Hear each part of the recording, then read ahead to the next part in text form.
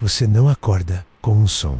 Não há o grito de um despertador, nem o chamado distante de um familiar, nem o canto dos pássaros que costumava anunciar o início de um novo dia na sua vida antiga. Em vez disso, a consciência retorna a você como uma maré lenta e fria, subindo gradualmente de um sono pesado e sem sonhos. A primeira coisa que você percebe é o frio.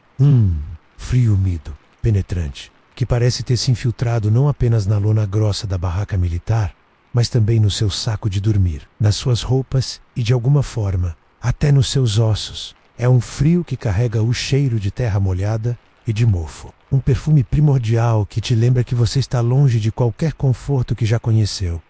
Você abre os olhos, mas a escuridão apenas cede a um cinza pálido e leitoso. A luz que se filtra pela abertura da tenda não é a luz dourada de uma manhã promissora. É uma luz doente, difusa, que parece desprovida de qualquer calor. Ela revela as silhuetas de outros homens, dezenas deles, amontoados em beliches de metal. Alguns ainda dormem, transformados em montes anônimos sob cobertores ásperos de lã.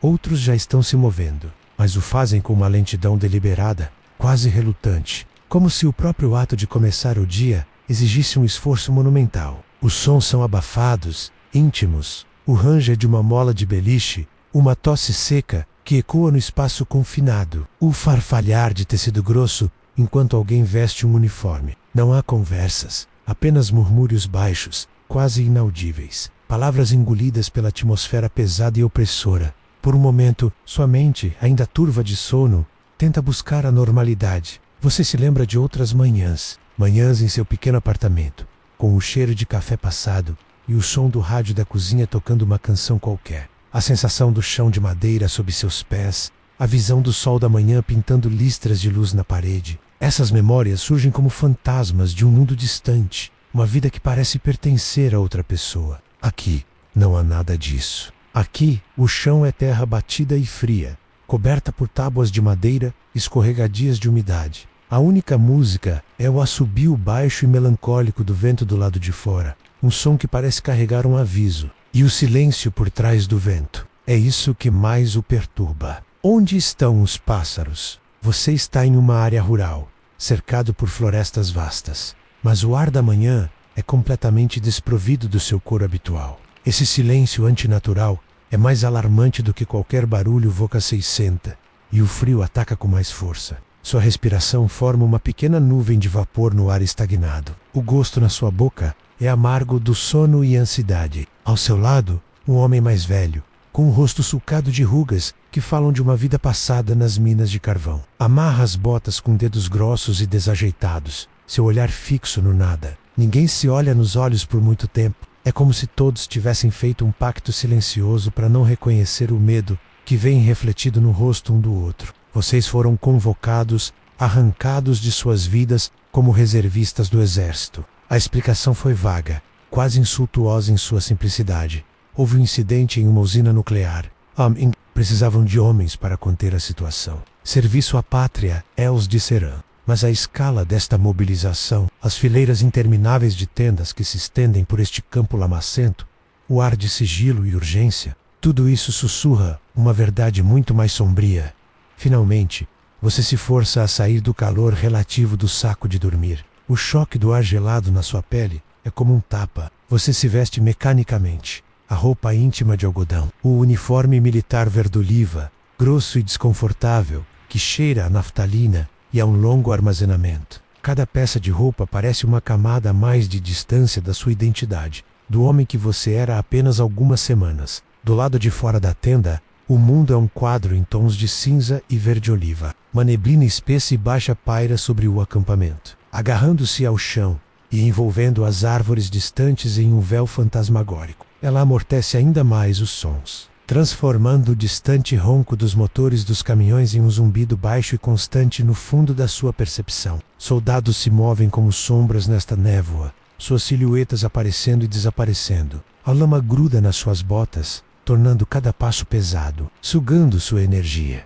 Você se junta a uma fila para lavar o rosto em uma calha de metal comprida, onde a água de um tanque é tão fria que queima a sua pele. A sensação ajuda a despertá-lo, mas também a solidificar a miséria da situação. Não há espelhos. Talvez seja uma bênção. Você não tem certeza se gostaria de ver o rosto que o encararia de volta. Um rosto com a mesma expressão vazia e apreensiva que você vê nos outros. Esta não é uma manhã comum. É a alvorada de um dia que não pertence ao calendário normal da vida. É uma entrada em um território desconhecido. Um lugar onde as regras da natureza parecem ter sido suspensas. A neblina cinzenta que o envolve parece ser mais do que apenas vapor de água. Parece uma cortina, separando o mundo que você conhecia do lugar para onde você está prestes a ir. E enquanto você fica ali, tremendo de frio, sentindo vazio no estômago, uma sirene soa ao longe, um lamento metálico que corta a névoa. E o dia começou. O desconhecido o aguarda. O lamento da sirene se dissolve no ar úmido, deixando para trás um silêncio ainda mais profundo do que antes. O som agiu como um chicote, pondo fim à lentidão da manhã. Agora, há um movimento unificado, uma corrente humana de uniformes verdes oliva, fluindo em direção a uma clareira no centro do acampamento. Você se deixa levar por essa corrente, seus pés se movendo quase por vontade própria. O som de centenas de botas pesadas, chapinhando na lama e esmagando o cascalho, se torna o único ritmo. Uma marcha fúnebre improvisada. Ninguém fala. A hora dos murmúrios acabou. Agora todos são apenas olhos e ouvidos, famintos por informações que possam dar algum sentido a este lugar, a esta convocação. Vocês se reúnem em um vasto semicírculo em frente a um caminhão militar, cuja caçamba serve de palanque improvisado. São centenas de homens, talvez mais de 1000, parados em formação. Visto de fora, você seria uma imagem de força e disciplina. Mas por dentro, você sente a frágil teia de tensão que conecta cada um de vocês. Você olha para os rostos ao seu redor, rostos jovens e velhos, a maioria pálida sob a luz cinzenta. O vapor da respiração de cada homem se unindo para formar uma nuvem coletiva sobre a multidão. Em uma outra vida, vocês eram pais, filhos, maridos, operários, fazendeiros, professores. Agora, essas identidades foram apagadas. Vocês são uma única entidade, um instrumento a ser utilizado, e aguardam para saber qual é a sua função.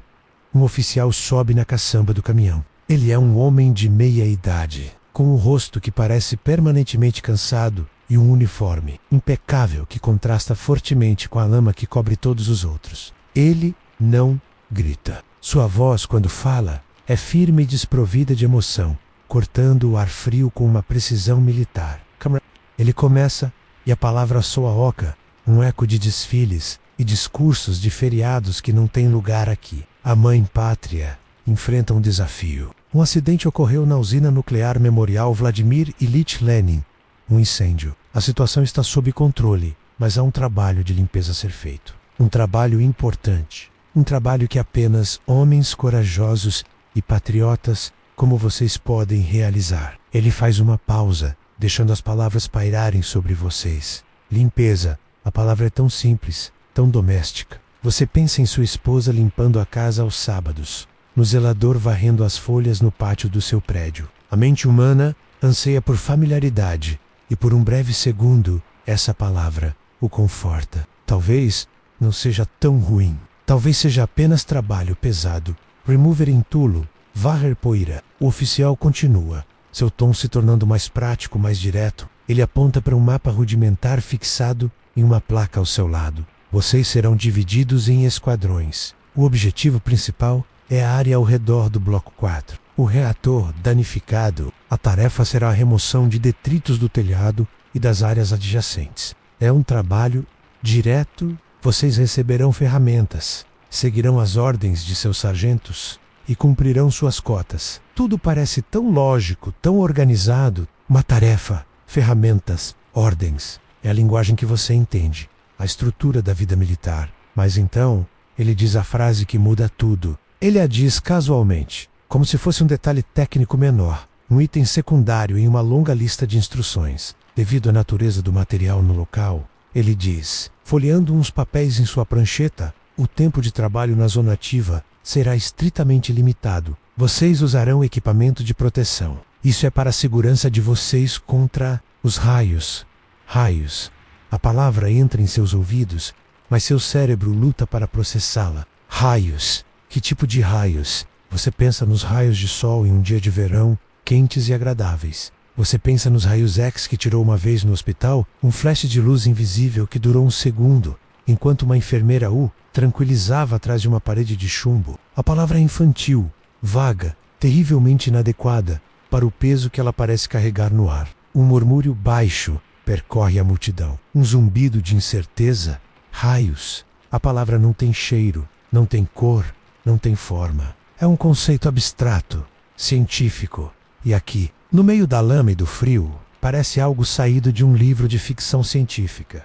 Hoje, em um futuro que você não pode sequer imaginar, qualquer pessoa com um dispositivo no bolso poderia acessar instantaneamente todo o conhecimento humano sobre radiação ionizante, gráficos, diagramas, unidades de medida como sieverts e grays, explicações detalhadas sobre os efeitos biológicos da contaminação por cecil 137 ou estecerecil 90. Mas aqui, em 1986, nesta clareira enevoada, você não tem nada disso. Sua enciclopédia é o rosto severo do oficial. Sua única fonte de dados é esta palavra estranha e infantil: raios. O inimigo finalmente tem um nome, mas o nome não lhe diz nada sobre sua força, suas táticas, ou como ele mata. O oficial ignora os murmúrios e conclui a reunião com uma série de ordens secas. Nomes de esquadrões são gritados, sargentos começam a reunir seus homens. A grande massa se desfaz em grupos menores, movendo-se com um novo senso de propósito, mas também com uma nova e profunda ansiedade. Você encontra seu grupo, outros 10 homens com a mesma expressão confusa que a sua. Vocês não se conhecem, mas já compartilham algo profundo, o conhecimento de uma única palavra. Enquanto você caminha em direção a uma tenda de suprimentos, a palavra ecoa em sua mente. Raios. Você olha para o céu cinzento, para a floresta silenciosa, para as mãos em seus bolsos. Tudo parece o mesmo, mas agora você sabe, ou suspeita, que há algo mais aqui. Algo invisível, impalpável, escondido à vista de todos. O chamado foi atendido. A jornada para o desconhecido realmente começou. Seu sargento, um homem com um rosto de quem já viu de tudo e não se impressionou com nada, guia seu pequeno esquadrão para longe da clareira principal, em direção a uma das maiores tendas de lona. O interior é escuro e cheira a uma mistura de borracha, lona mofada e um odor metálico fraco e limpo, como o de uma oficina. A luz de algumas poucas lâmpadas nuas penduradas em fios expostos lança sombras longas e dançantes, transformando as pilhas de equipamentos em pequenas montanhas escuras. É aqui que você receberá a sua armadura. A palavra soa grandiosa em sua mente, evocando imagens de cavaleiros medievais, de aço polido e proteção total. A realidade, você está prestes a descobrir, é muito mais rústica e infinitamente mais inquietante. Um soldado com uma expressão entediada, agindo como um burocrata, distribuindo formulários. Entrega a cada um de vocês um conjunto de itens. Não há instruções detalhadas, nenhum manual de segurança, apenas um empurrão do equipamento em sua direção e um aceno de cabeça para que você se vista. A primeira peça que você pega é um avental pesado, feito de lona grossa e rígida, mas é o peso que o choca. Um peso denso, anormal, que faz seus braços cederem por um instante. Você o vira e entende o porquê. Costuradas grosseiramente na parte interna, no peito e nas costas, estão placas retangulares de um metal cinzento e macio, chumbo. A costura é irregular, claramente feita às pressas. Você passa o dedo sobre os pontos largos e fortes, e tem a sensação perturbadora de que esta peça não saiu de uma fábrica de equipamentos de proteção, mas sim de uma oficina improvisada nos fundos deste próprio acampamento. É uma armadura artesanal, uma solução caseira para um problema de escala cósmica. Você ergue o avental para passá-lo pela cabeça e seus músculos protestam. O peso esmagador se assenta sobre seus ombros, uma carga constante que o puxa para baixo, forçando sua coluna a se curvar ligeiramente. Ele não o envolve, não o protege por completo. Apenas cobre seu torso, deixando braços, pernas e cabeça vulneráveis. Imediatamente, você se sente mais lento, mais pesado. Não é uma sensação de segurança, mas de estorbo. É como se a própria proteção fosse a primeira inimiga a ser vencida. Uma força que tentará esgotá-lo antes mesmo que o verdadeiro trabalho comece. Em um futuro distante, trajes de proteção contra materiais perigosos serão feitos de polímeros leves e multicamadas, com sistemas de refrigeração e comunicação integrados. Sua armadura, em 1986, é baseada em uma tecnologia da Idade Média. Colocar o metal mais pesado que se conhece entre você e o perigo, e torcer para que seja o suficiente. O próximo item é a máscara. Você espera um capacete, talvez algo com um visor de vidro, como um cosmonauta. Em vez disso, o que você tem em mãos é uma pequena peça de tecido branco, pressionada em uma forma que lembra a pétala de uma flor, com uma borda de borracha fina e 2 tiras de elástico. É uma máscara respiratória Lepstock. O nome é de uma ironia tão amarga que você quase poderia rir. Ela é projetada para filtrar poeira. A poeira de uma mina, de um canteiro de obras. Volca segura, sentindo sua fragilidade, e olha para a placa de chumbo de 5 milímetros em seu peito. A disparidade é absurda. Chumbo para o peito, uma pétala de pano para os pulmões.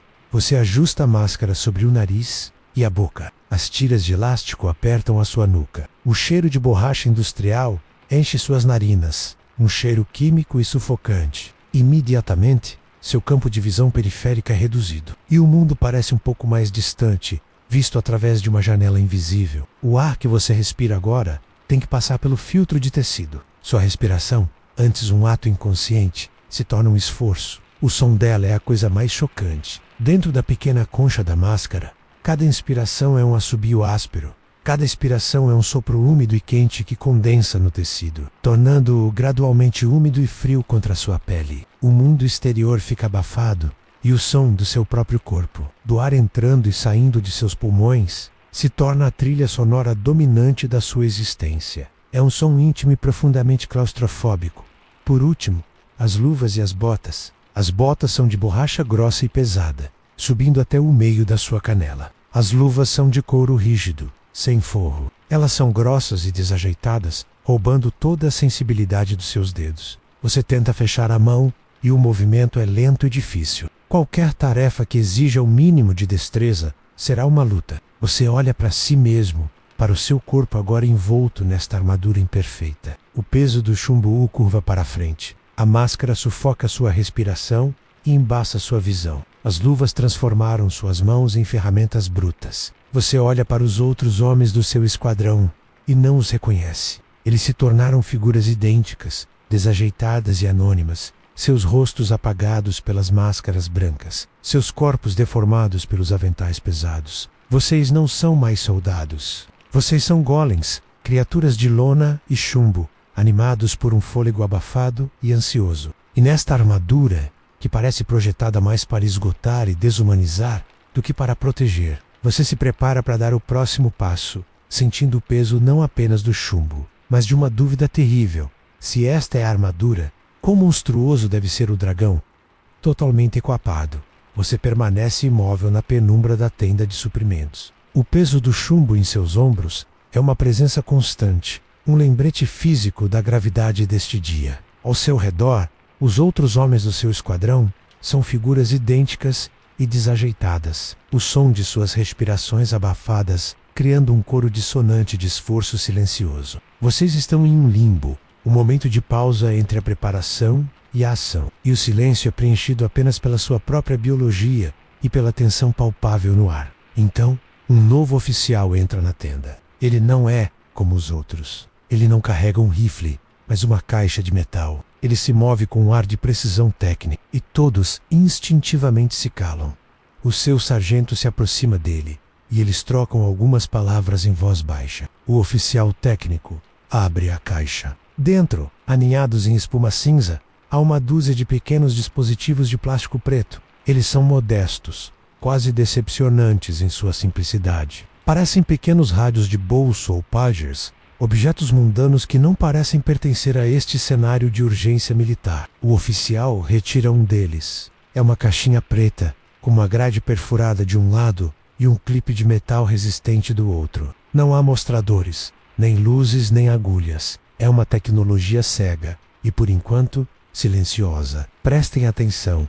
A voz do seu sargento corta o silêncio. Este é o seu dosímetro pessoal. Ele é o seu novo melhor amigo. Ele é mais importante que a sua arma, porque o inimigo que vocês enfrentarão hoje não pode ser morto a tiros. Ele pega o pequeno aparelho e o segura para que todos vejam. Este aparelho ouve os raios. Vocês ouvirão um clique de vez em quando. Isso é o fundo. Inumo. O ar em todos os lugares tem um pouco disso. O que não é normal, ele faz uma pausa. Seu olhar passando por cada um de vocês é se os cliques se tornarem rápidos. Se começar a soar como chuva forte em um telhado de zinco, a sua tarefa acabou. Não importa o que vocês estejam fazendo. Vocês se viram e saem. Rápido. Entendido? Chuva. A analogia é tão simples e ao mesmo tempo tão aterrorizante. Uma chuva que não se pode ver nem sentir. Uma chuva que não molha, mas que satura suas células. O oficial técnico começa a se mover pela fila, distribuindo os dispositivos. Ele se aproxima de você. Você sente suas mãos, desajeitadas em suas luvas grossas, roçarem em seu peito enquanto ele prende firmemente o dosímetro no seu avental de chumbo, bem alto, perto do seu ombro. O pequeno peso extra é insignificante comparado à carga que você já carrega, mas sua presença psicológica é monumental. Este pequeno objeto agora está conectado a você. É uma nova extensão do seu corpo. Um sexto sentido que você nunca pediu e que agora não pode desligar. Você fica ali, esperando. O mundo continua abafado pela sua máscara. O som dominante ainda é o assobio da sua própria respiração. Por um longo e tenso segundo, nada acontece. O dosímetro permanece em silêncio. Uma parte de você se pergunta se ele está quebrado. Outra parte reza para que esteja. E então, acontece. Clique. O som é incrivelmente nítido. É seco, preciso, quase delicado. Não é um som alto, mas ele corta através do barulho abafado do seu corpo como uma agulha. Não se parece com nada que você já ouviu. Não é o estalo de madeira, nem o tic-tac de um relógio. É um som eletrônico, impessoal. O som de um contador. E você se lembra das palavras do sargento. Cada clique é um raio que passa por você. E assim, aquele som delicado e agudo se torna em sua mente o som de uma bala invisível perfurando seu corpo. Você prende a respiração, esperando o próximo. Alguns segundos se passam. O silêncio parece se esticar até o ponto de ruptura. Clique. Outro. Você tenta encontrar um ritmo, um padrão, mas não há nenhum.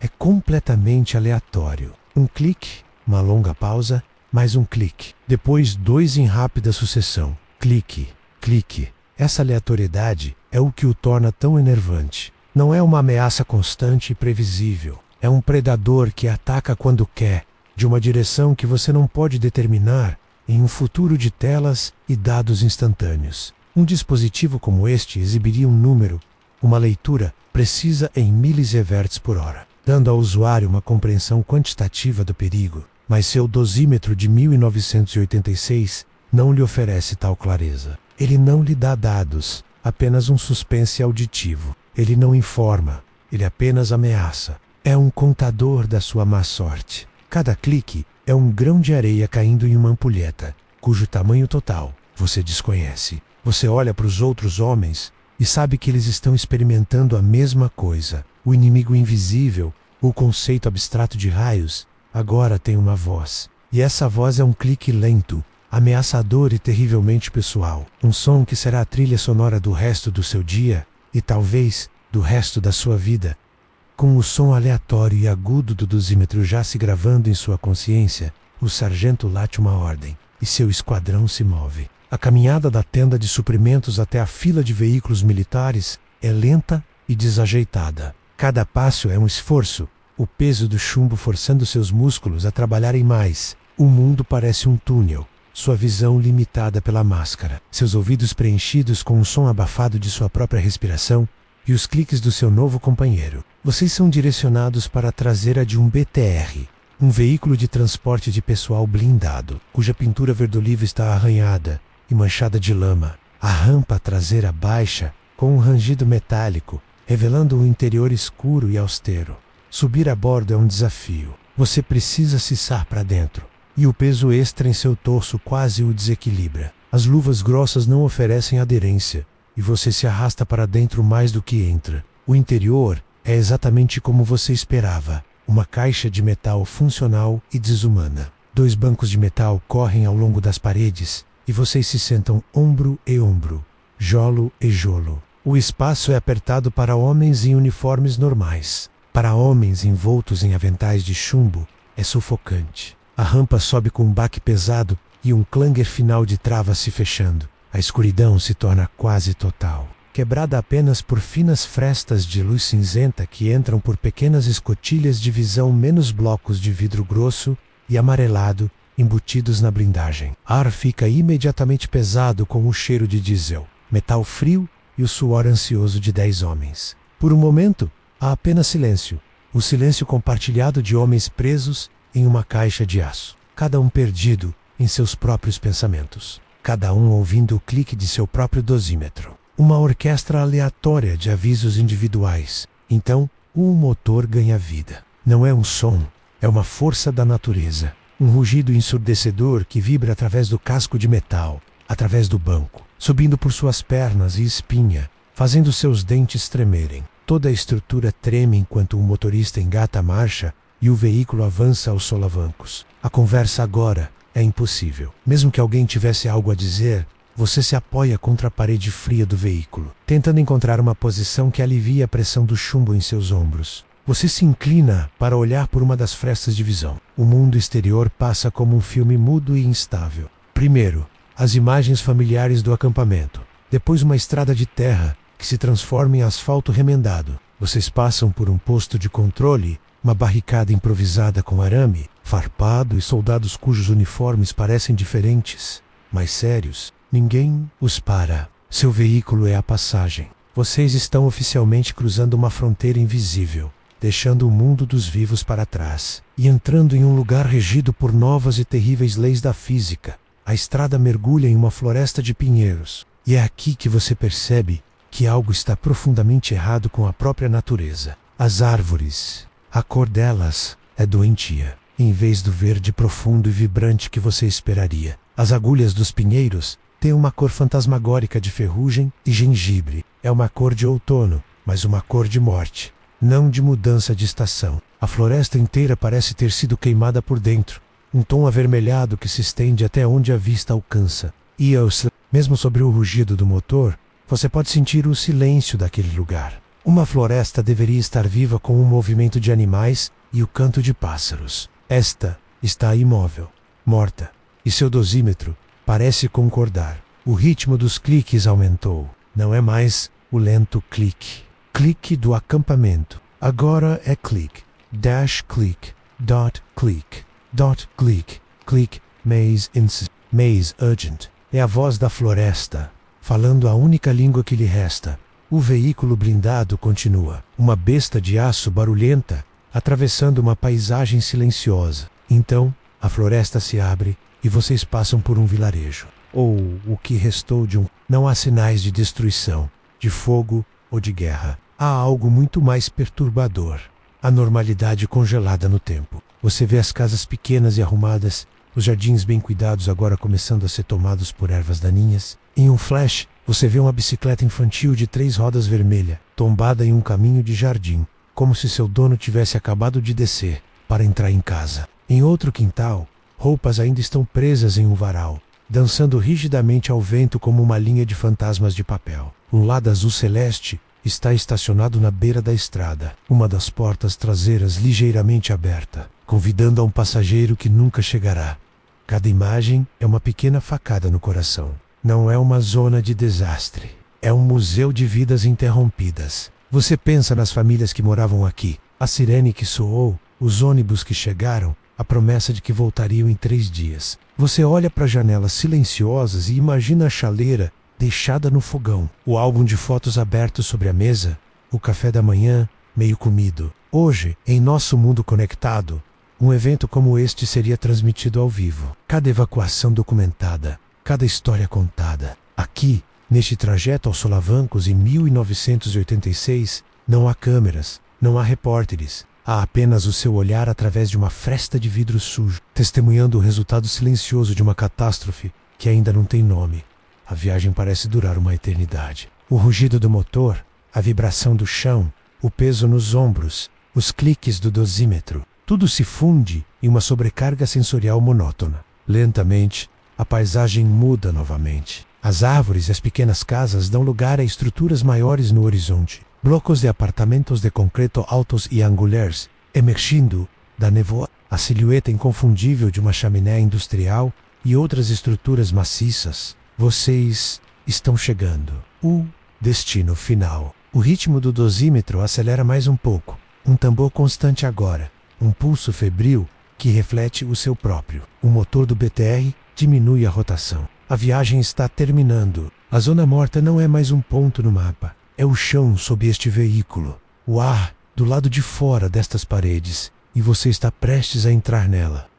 O rugido do motor do BTR diminui para um ronronar baixo e com um último solavanco para completamente. O motorista o desliga e o efeito é imediato, físico, como mergulhar na água. O barulho ensurdecedor, que tem sido a sua realidade constante, é subitamente roubado. E o que resta é um silêncio tão vasto e profundo que parece pressionar os seus tímpanos. É um vácuo sonoro. Por um instante, o único som no universo é o assobio abafado da sua própria respiração e o clique do seu dosímetro, que, na ausência do motor, parece ter dobrado de volume. Cada clique agora é uma explosão nítida em um mundo silencioso. A rampa traseira do veículo desce com um gemido metálico alto, um som profano, nesta nova catedral do silêncio. A luz cinzenta inunda o compartimento, cegando-o momentaneamente. Você desce a rampa, e suas botas pesadas batem no asfalto com um som surdo que parece ecoar indefinidamente. E então,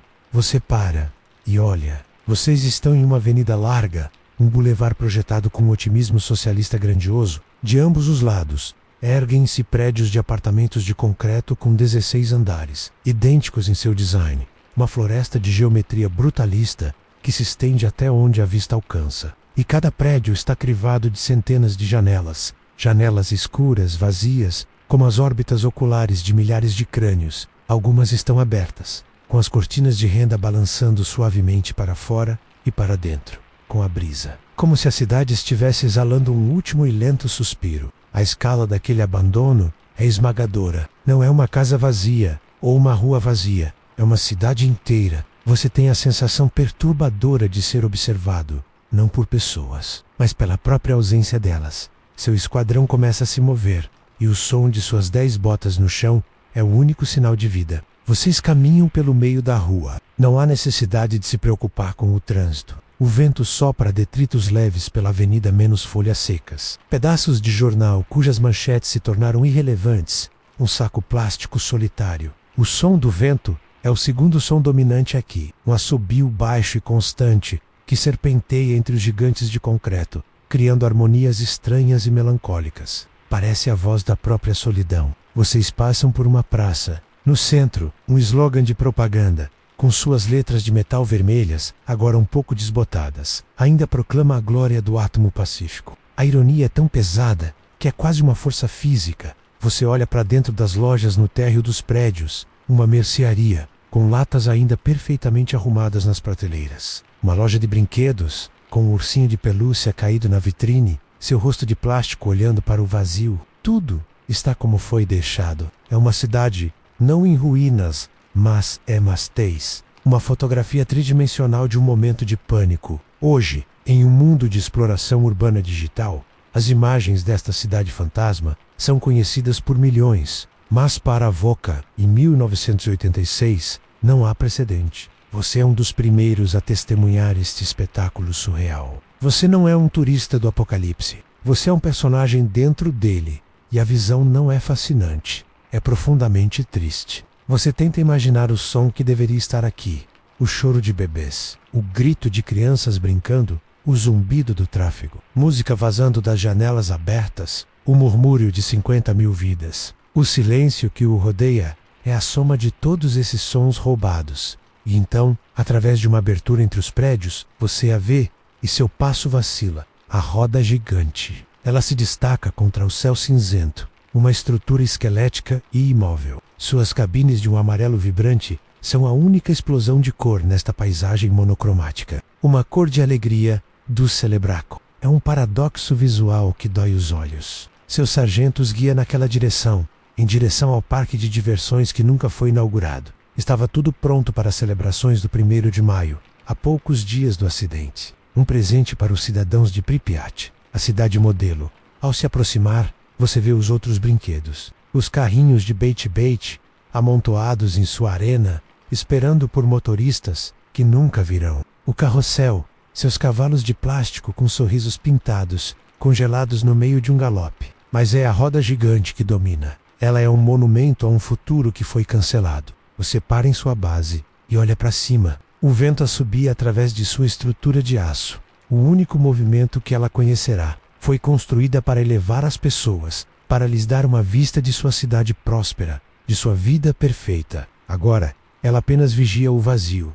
Você está no coração da cidade fantasma. Um lugar onde o tempo parou. Um lugar onde o único pulso é o clique constante do seu dosímetro. Um metrônomo medindo a decadência invisível. Cada clique é uma explicação para o silêncio. Cada clique é a razão pela qual as roupas ainda estão no varal. E o ursinho de pelúcia está caído na vitrine. Você absorve a cena, a tragédia silenciosa da roda gigante amarela contra o céu cinza. E uma sensação de pavor frio se instala em seu estômago. Este lugar terrível não é a causa, é apenas o efeito. E vocês estão se movendo cada vez mais perto da fonte. O sargento não permite que vocês permaneçam por muito tempo como estátuas no parque de diversões morto. Um comando seco, quase engolido pelo vento, os coloca em movimento novamente. A caminhada de volta ao veículo blindado é diferente. Antes, havia uma curiosidade mórbida, uma tentativa de processar o abandono. Agora, há apenas uma pressa silenciosa, um desejo de estar novamente dentro das paredes de aço, como se elas pudessem oferecer alguma proteção real. O silêncio de Pripyat agora parece menos vazio e mais expectante, como se a cidade estivesse prendendo a respiração, sabendo para onde vocês estão indo. A rampa do BTR se fecha mais uma vez, mergulhando-os na escuridão e no rugido familiar do motor. Mas algo mudou fundamentalmente: o som do seu dosímetro. Durante a curta viagem de Pripyat até a usina, a apenas alguns quilômetros de distância, o som evolui. O ritmo, que já era insistente na cidade, acelera. Os cliques começam a se fundir,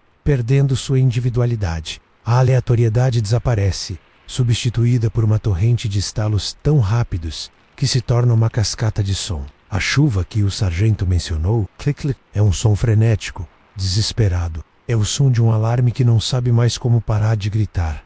O veículo desacelera e para o motor morre. E o silêncio que se segue desta vez não é vazio. Ele é preenchido até a borda pelo zumbido agudo e contínuo de 10 dosímetros enlouquecidos. Não são mais cliques. É um guincho sólido, um lamento eletrônico que vibra através do ar no compartimento apertado. É um som que arranha a parte de trás do seu crânio, um som de pânico puro. A rampa desce com seu gemido de protesto, e vocês saem não para uma avenida vazia, mas para uma paisagem de concreto e metal industrial. Vocês estão aqui, no complexo da usina nuclear de Chernobyl.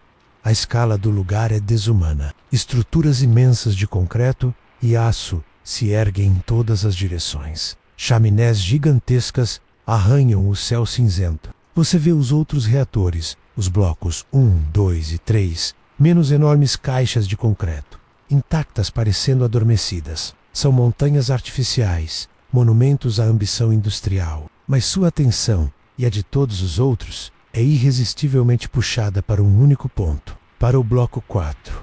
Não é mais um prédio, é uma ruína, uma carcaça, parece um animal titânico que foi eviscerado. Uma explosão de força inimaginável rasgou seu topo e sua lateral, revelando seu interior como uma ferida grotesca e aberta. O concreto está enegrecido, pulverizado em algumas partes, pendurado em outras, vigas de aço maciças, projetadas para suportar milhares de toneladas, estão torcidas e dobradas como arame, apontando para o céu em ângulos impossíveis. Você pode ver as entranhas do edifício, uma teia de canos rompidos, plataformas destruídas, e no centro de tudo, um abismo escuro e fumegante. É dali que emana uma leve névoa, uma exalação constante que se mistura com a fumaça de incêndios que ainda ardem nas profundezas.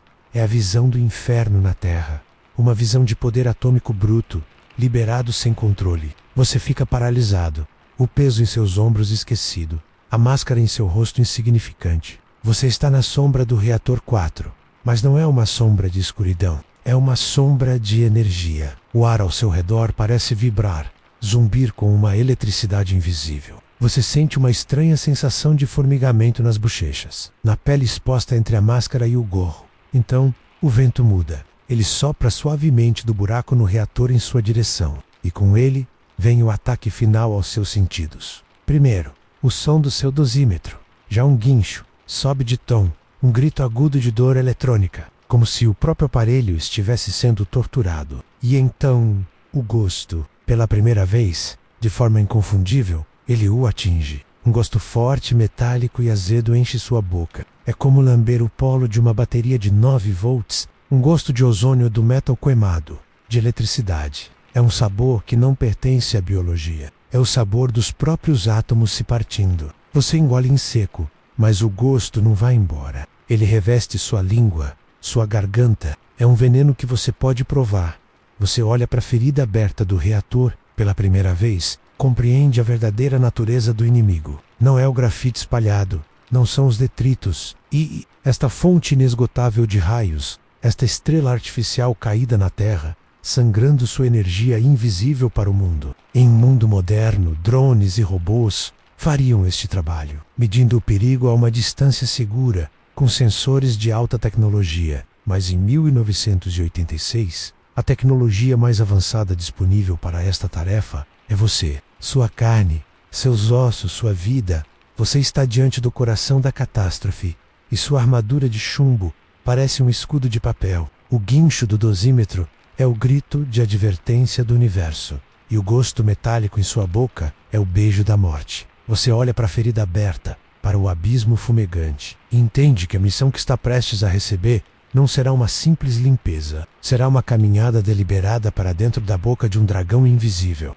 Você está congelado, um homem de chumbo e lona diante de um Deus quebrado e furioso. A visão da ferida aberta no reator 4 domina sua mente, enquanto o lamento agudo do seu dosímetro domina seus ouvidos. Seus sentidos já estão sobrecarregados, gritando com informações que seu cérebro de camponês, soldado ou mineiro luta para categorizar. E é nesse momento de paralisia sensorial que o vento muda e o ataque mais sutil e invasivo começa. É uma lufada de ar, nada mais. Não é quente, não é fria. Mas quando você inspira através dos lados de sua máscara Lepestock, ela carrega algo extra, algo que atravessa o filtro de tecido como se ele não existisse. Atinge a umidade da sua língua e da sua boca, e uma reação química instantânea ocorre. Não é um cheiro, é inconfundivelmente um gosto, e é um gosto que não pertence a este mundo. Sua primeira reação é a confusão. Sua mente vasculha sua biblioteca de sabores,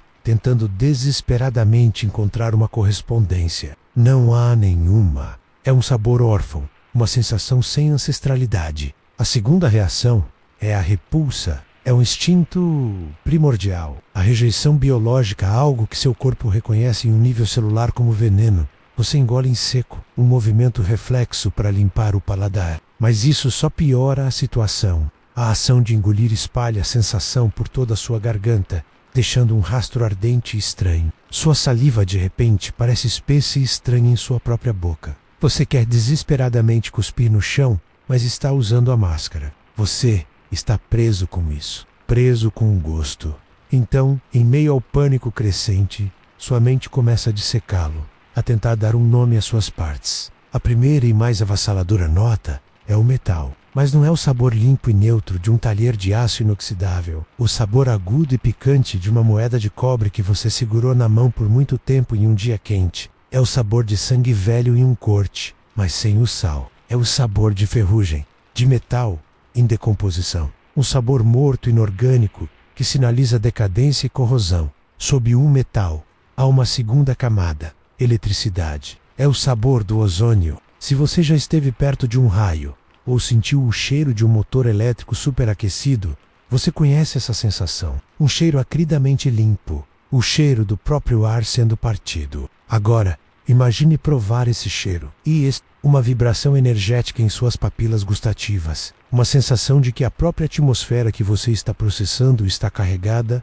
ionizada, fundamentalmente alterada. Você sente como se estivesse mastigando uma pequena tempestade. Finalmente, há uma nota de base química, uma amargura sutil que se agarra à parte de trás da sua língua como o resquício de um remédio ruim. Em um futuro onde a informação é instantânea, você poderia pesquisar e descobrir que está provando os produtos da fissão nuclear, os isótopos de iodo e césio no ar reagindo com suas enzimas. Mas aqui, em 1986, não há explicação. Há apenas a sensação crua, alienígena. Você está provando o invisível. Você está sentindo o gosto da radiação.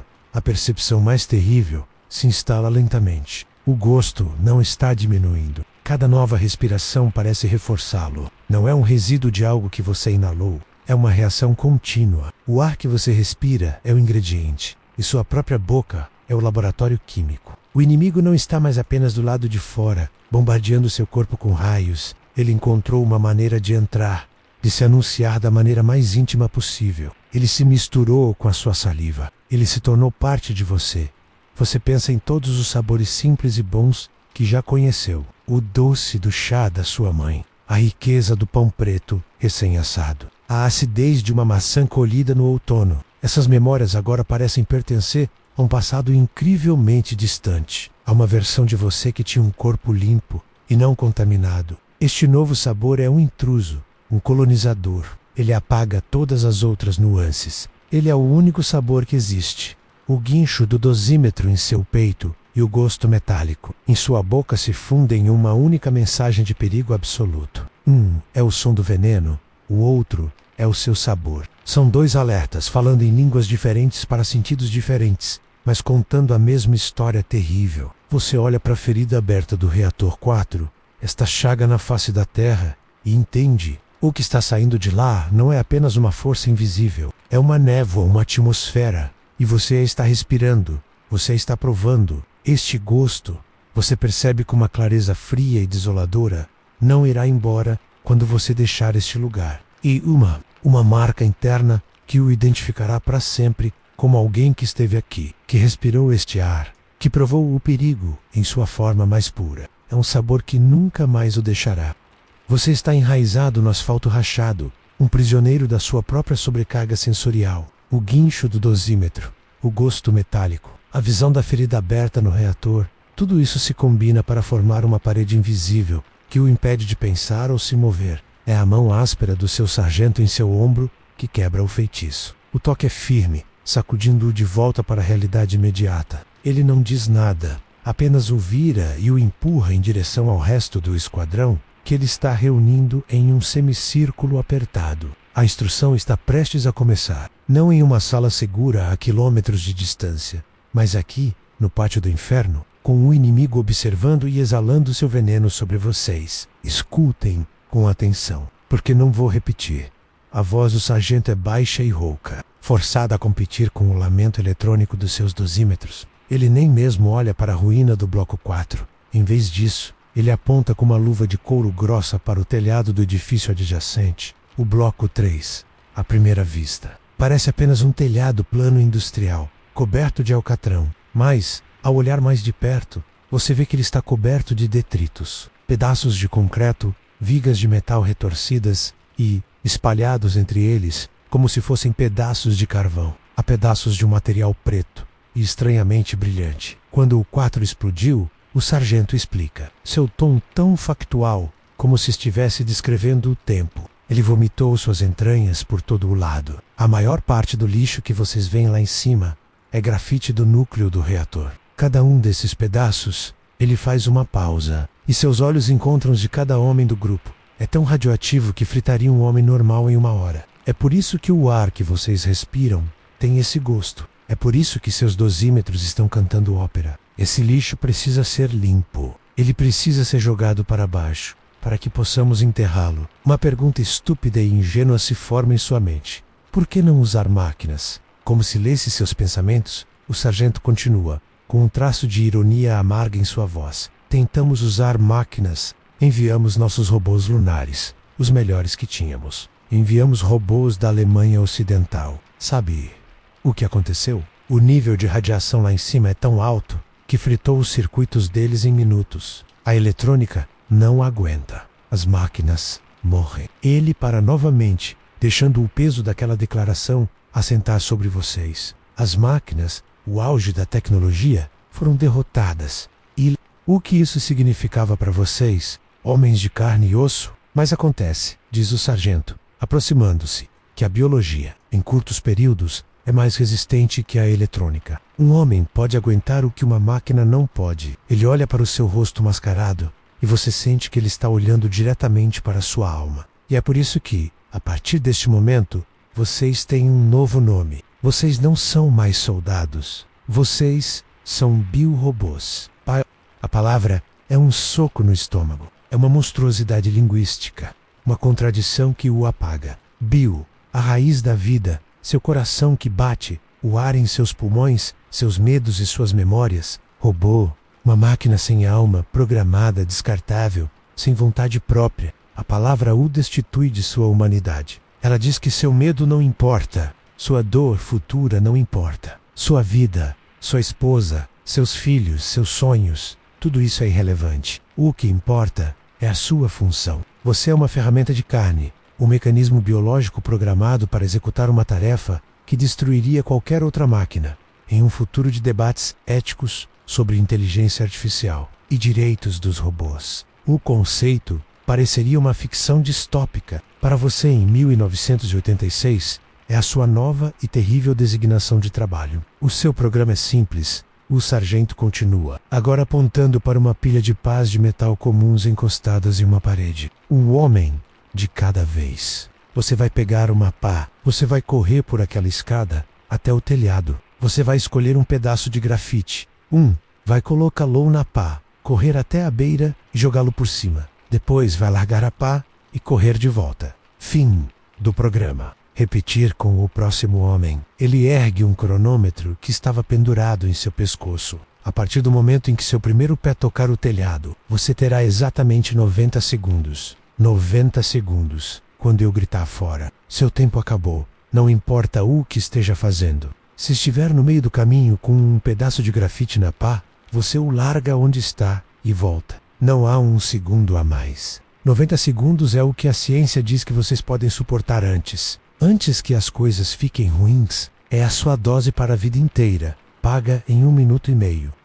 Ali estava ela, em toda a sua simplicidade brutal e suicida. Não era uma batalha, era uma corrida contra a física. Uma pá de metal contra um núcleo atômico derretido. 90 segundos na boca do dragão. O gosto de metal em sua boca se intensifica. Ou talvez seja apenas o seu cérebro, agora ciente do que está por vir, tornando-o mais agudo. Você olha para os pedaços pretos, brilhando fracamente no telhado distante. Eles não parecem perigosos, parecem pedras. Mas o guincho do seu dosímetro e as palavras do seu sargento contam uma história diferente. Eles são a voz do abismo, e sua missão é correr até a beira e cuspir de volta nele, um pequeno pedaço de cada vez. As palavras do sargento pairam no ar envenenado, mais pesadas que o chumbo em seu peito. 90 segundos. O conceito é tão simples e ao mesmo tempo tão impossível de compreender. Você já viveu incontáveis períodos de 90 segundos em sua vida. O tempo para fumar um cigarro, para beber um copo de água, para contar uma piada. Eram fragmentos de tempo insignificantes, descartáveis. Agora, um desses fragmentos foi isolado, emoldurado e apresentado a você como o momento mais importante de toda a sua existência. Uma vida inteira de exposição à radiação, concentrada em 1 minuto e meio. Não há tempo para reflexão. O sargento aponta para os 2 primeiros homens da fila. Um deles é um rapaz de Kiev, não muito mais velho que 18 anos, com sardas visíveis na pele pálida ao redor de sua máscara. O outro é um homem corpulento, na casa dos 40, com mãos que parecem ter passado a vida inteira quebrando pedras. Vocês dois, peguem as pás. O sargento comanda. Rapaz, você vai primeiro. O jovem não protesta. Ele apenas acena com a cabeça, um movimento curto e espasmódico. Ele se move em direção à pilha de pás e pega uma. Suas mãos, mesmo dentro das luvas grossas, tremem visivelmente. Você observa cada movimento dele, gravando-o em sua memória como se estivesse estudando por uma prova da qual sua vida depende. O rapaz caminha até a base de uma escada de metal que leva ao topo do bloco 3. Cada passo parece exigir um esforço hercúleo, como se ele estivesse andando no fundo do mar. Ele para, olha para a escada, depois para o sargento. O sargento levanta o cronômetro. No seu tempo, filho, ele diz, em um tom surpreendentemente suave. O rapaz respira fundo, um som áspero e abafado dentro de sua máscara, e começa a subir. No momento em que ele desaparece de vista, sobre a borda do telhado, o sargento clica o botão do cronômetro. A contagem começou. Um silêncio tenso cai sobre o seu pequeno grupo. Ninguém se mexe, ninguém respira. Todo o universo parece ter encolhido para aquele drama invisível que se desenrola alguns metros acima de suas cabeças. Que ele está vendo lá em cima? Ele encontrou um pedaço? Ele está com medo? O guincho dos seus dosímetros é a única trilha sonora. Um coro de advertência para a performance solitária do rapaz. E enquanto você espera, a adrenalina começa a inundar o seu sistema. É uma reação química fria e violenta. Você sente um formigamento que começa em seu estômago e se espalha para seus membros. O sangue parece fugir do seu rosto, e suas mãos, que você tenta manter firmes ao seu lado, começam a tremer com a mesma vibração que viu nas mãos do rapaz. Seu coração, que antes batia em um ritmo ansioso, agora dispara em um galope descontrolado. Ele bate tão forte contra suas costelas que você pode senti-lo vibrando através do avental de chumbo. O som dele em seus ouvidos começa a competir com um guincho do dosímetro, um tambor de guerra tribal e aterrorizante contra um alarme de ficção científica. Sua percepção do tempo começa a se distorcer. Cada segundo se estica, tornando-se longo e pesado como chumbo derretido. 30 segundos se passaram. 45. O sargento encara o cronômetro com uma concentração total, seu rosto uma máscara de pedra. Você tenta se concentrar, ensaiando a sua própria missão em um loop mental infinito. Pá, escada, pedra preta, borda, joga, volta. É um mantra, uma oração mecânica para afastar o terror que ameaça paralisá-lo. Você pensa na pressão de um exame na escola, ou na de pedir um aumento ao seu chefe. Que luxos eram aqueles? A falha naqueles cenários era o constrangimento. A falha, aqui, tropeçar, hesitar por 5 segundos. Daxar Apiaquer é paga em uma moeda de danos celulares e futuros incertos. 60 segundos. O sargento grita para o telhado. Sua voz é um trovão. O som do seu coração martela em sua cabeça. Ele tem que voltar. Ele tem que voltar agora. 70, 80. De repente, um par de botas aparece na borda da escada. O rapaz desce de costas, seus movimentos frenéticos descoordenados. Ele quase salta os últimos degraus, tropeçando no asfalto. Elkanzegue. Ele está de volta. Sua máscara está torta, revelando uma bochecha vermelha e suada. Seus olhos estão arregalados, fixos em algo que só ele pode ver. Ele não diz uma palavra, apenas se afasta cambaleando, seu peito subindo e descendo violentamente. Ele gastou seus 90 segundos. Ele pagou seu preço. Não há pausa. Não há momento para processar o que você acabou de testemunhar. O sargento zera o cronômetro com um clique alto e definitivo. E então, os olhos dele encontram os seus. Pyroba. Sua vez, as palavras o atingem. O tempo para observar acabou. O tempo para sentir medo acabou. Agora é o tempo de executar. Você se move, seu corpo respondendo antes que sua mente possa protestar. Você pega uma pá. O metal frio e o cabo de madeira são as últimas coisas normais e tangíveis que você sentirá. Você caminha até a base da escada. O cheiro de ozônio e o gosto de metal são avassaladores. O guincho do seu dosímetro é a única coisa em sua cabeça. O sargento levanta o cronômetro novamente. Ele olha para você. Prepare-se. Ele começa a contagem regressiva e cada número é um sino fúnebre. 10 a 9. Você coloca a mão no primeiro degrau da escada. É frio, mesmo através da luva. 8, 7. Sua respiração para.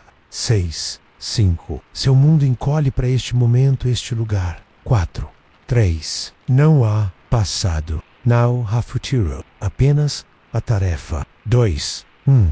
Vai. O grito do sargento é o gatilho. A adrenalina explode em suas veias como fogo. Você não é mais um homem. Você é um projétil. Um mecanismo de carne e osso. Seu programa foi ativado. Você começa a subir. A palavra vai do sargento não é um comando que você processa, é a chave que destrava seus músculos. Não há pensamento, não há decisão. O medo e a adrenalina se fundiram em um combustível puro que o impulsiona para frente e para cima. Você sobe a escada de metal com uma velocidade desesperada que não sabia possuir. Os degraus passam em um borrão sob suas botas pesadas. Sua mente está vazia, um vácuo preenchido apenas pelo som do seu coração martelando e pelo guincho agudo do dosímetro. Mão sobre mão, pé sobre pé. É um movimento mecânico, a primeira fase do seu programa de biorobô. Então, sua cabeça ultrapassa a borda do telhado e o universo sensorial se quebra.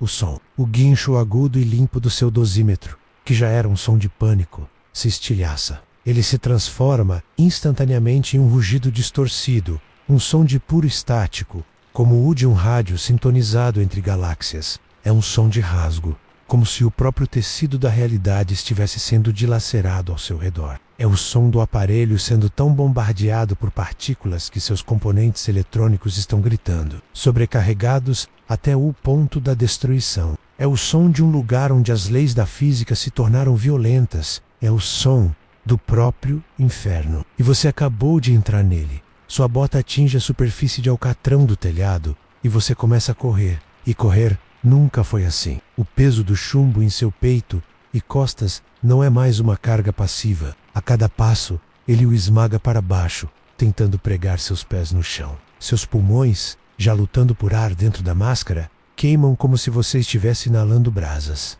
O gosto metálico em sua boca explode, tornando-se tão avassalador que você sente como se sua saliva tivesse se transformado em mercúrio líquido, cobrindo cada centímetro da sua boca com um sabor cáustico e elétrico. Sua visão se estreita para um túnel, o mundo periférico menos a ferida aberta do reator 4, fumegando à sua direita. O céu cinzento acima, a vasta paisagem industrial, tudo se dissolve em um borrão sem importância. Seu cérebro, em um ato de autopreservação, filtra tudo o que não é a missão. Tudo o que existe é o caminho à sua frente, uma extensão de 10, talvez 15 metros, de telhado plano coberto pelos detritos negros e brilhantes. Seus olhos se fixam em um alvo, um pedaço de grafite do tamanho de um pão, a alguns metros de distância. Ele parece inofensivo, uma rocha escura e oleosa, mas o rugido estático em seus ouvidos lhe diz que aquela rocha está gritando, com uma energia invisível, irradiando uma morte silenciosa em todas as direções.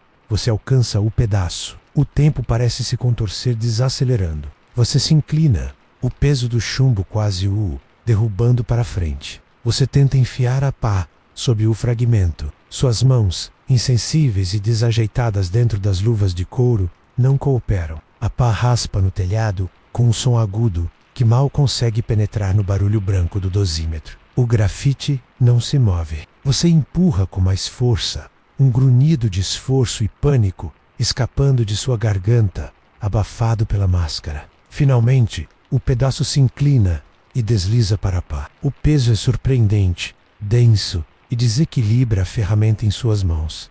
Agora, a segunda parte da corrida, você se vira e corre em direção à borda do telhado. É uma dança desajeitada com a morte, tentando se mover rapidamente enquanto equilibra um pedaço do núcleo de um reator nuclear na ponta de uma pá de jardim.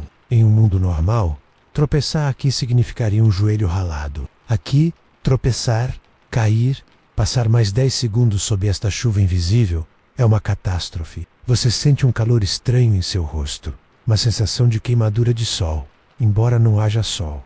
É a sua pele reagindo à torrente de nêutrons e raios gama, um bronzeado nuclear se formando em tempo real. 45 segundos. A voz do sargento ruge de baixo, um lembrete distante de que o tempo está passando. Você alcança a borda. Sem hesitar, você usa toda a sua força para balançar a pá e arremessar seu conteúdo para o abismo. Por uma fração de segundo, você vê o pedaço preto cair, girando no ar, antes de desaparecer de vista, para se juntar à crescente pilha de detritos mortais abaixo. Há uma vaga sensação de dever cumprido, de ter completado a tarefa. Você larga a pá. O som dela batendo no telhado é um alívio. Seu programa está quase completo.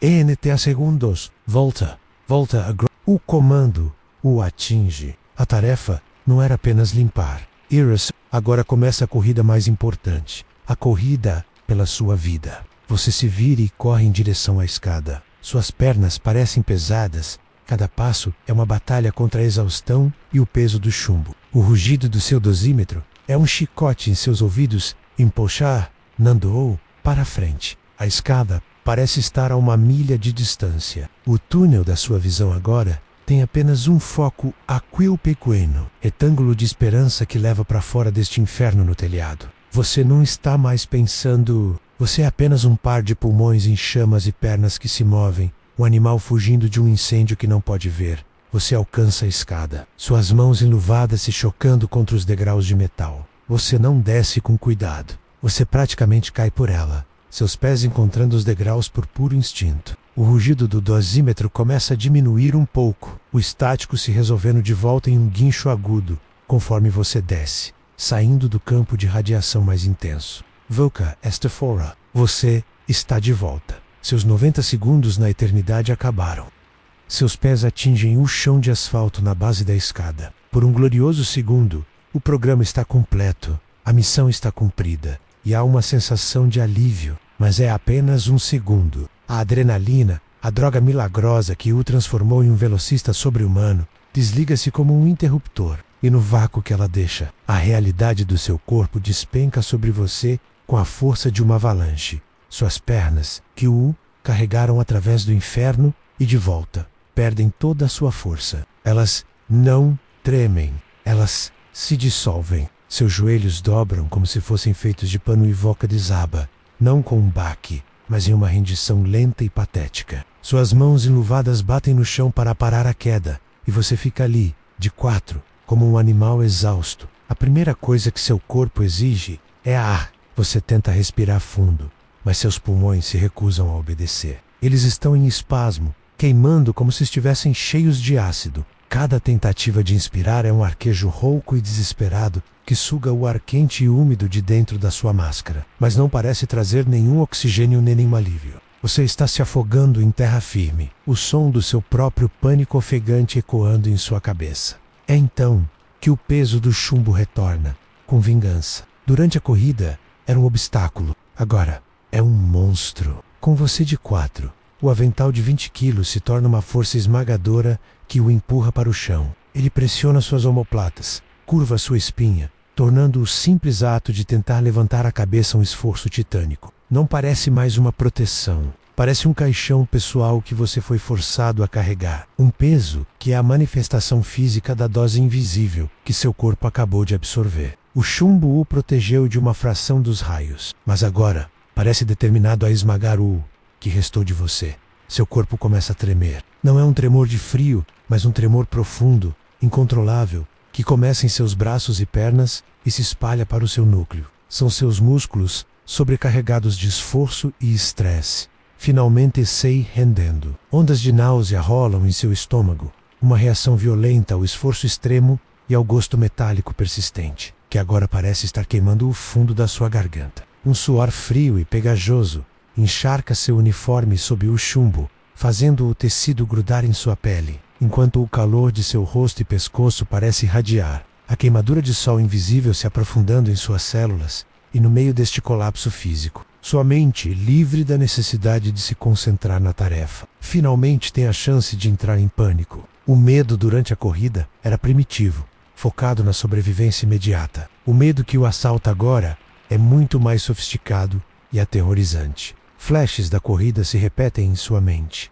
A visão dos pedaços pretos no telhado, o som enlouquecido do dosímetro que parecia rasgar o ar, e a frase do sargento ecoa em sua cabeça: a sua dose para a vida inteira, paga em 1 minuto e meio. O que isso realmente significa? Em um futuro de medicina avançada, os médicos poderiam explicar os prováveis danos ao seu DNA, o risco aumentado de câncer, a supressão da sua medula óssea. Mas para você, aqui e agora, é um conceito vago e terrível. Você tenta imaginar esses raios como pequenas agulhas invisíveis que passaram por você aos trilhões durante aqueles 90 segundos. Agulhas que perfuraram seus órgãos, seu sangue, seus ossos, o âmago do seu ser. A noção de contaminação se torna insuportável. Você se sente sujo de uma forma que nenhuma água pode limpar. Você é uma peça de roupa que foi mergulhada em veneno. A mancha está em cada fibra.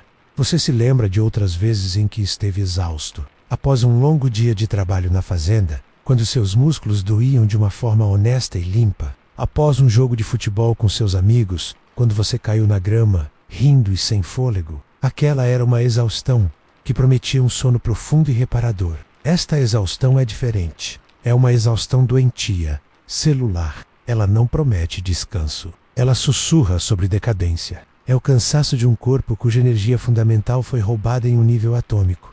Mãos fortes o agarram por baixo dos braços, puxando-o para cima. É o sargento.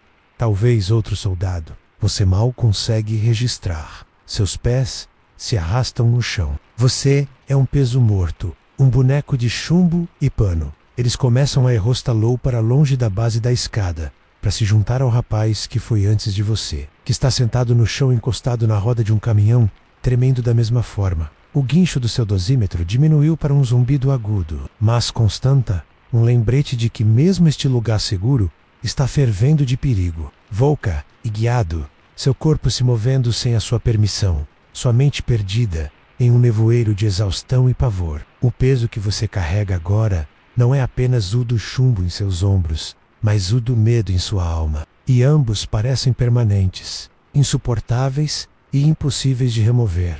Você é meio arrastado, meio guiado, para uma área designada a uma distância que se supõe segura da base do reator. Outros homens do seu esquadrão já estão lá, espalhados pelo chão em estados variados de colapso. O rapaz sardento está encolhido em posição fetal, tremendo. O homem mais velho e corpulento está sentado com a cabeça entre os joelhos, seu corpo inteiro sacudido por tremores secos e silenciosos. Ninguém fala. Não há palavras para o que vocês acabaram de passar. Há apenas uma camaradagem silenciosa de homens que foram ao inferno e voltaram, cada um trazendo um pedaço dele consigo. Um por um, o resto do seu esquadrão completa a corrida e se junta ao seu grupo de espectros. Cada novo integrante é um espelho da sua própria miséria. Seu rosto uma máscara de exaustão e choque. Quando o último homem retorna, o sargento, cujo rosto parece ter envelhecido 10 anos na última hora, simplesmente aponta para o BTR. Dentro.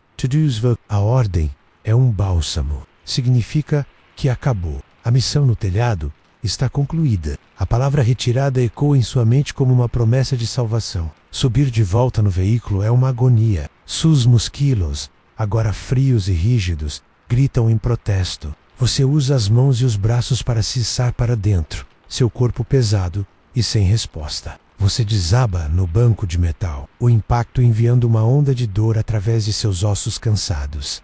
A rampa sobe, selando-os na escuridão familiar. O motor ruge e o veículo começa a se mover, afastando-se da ferida aberta do reator 4.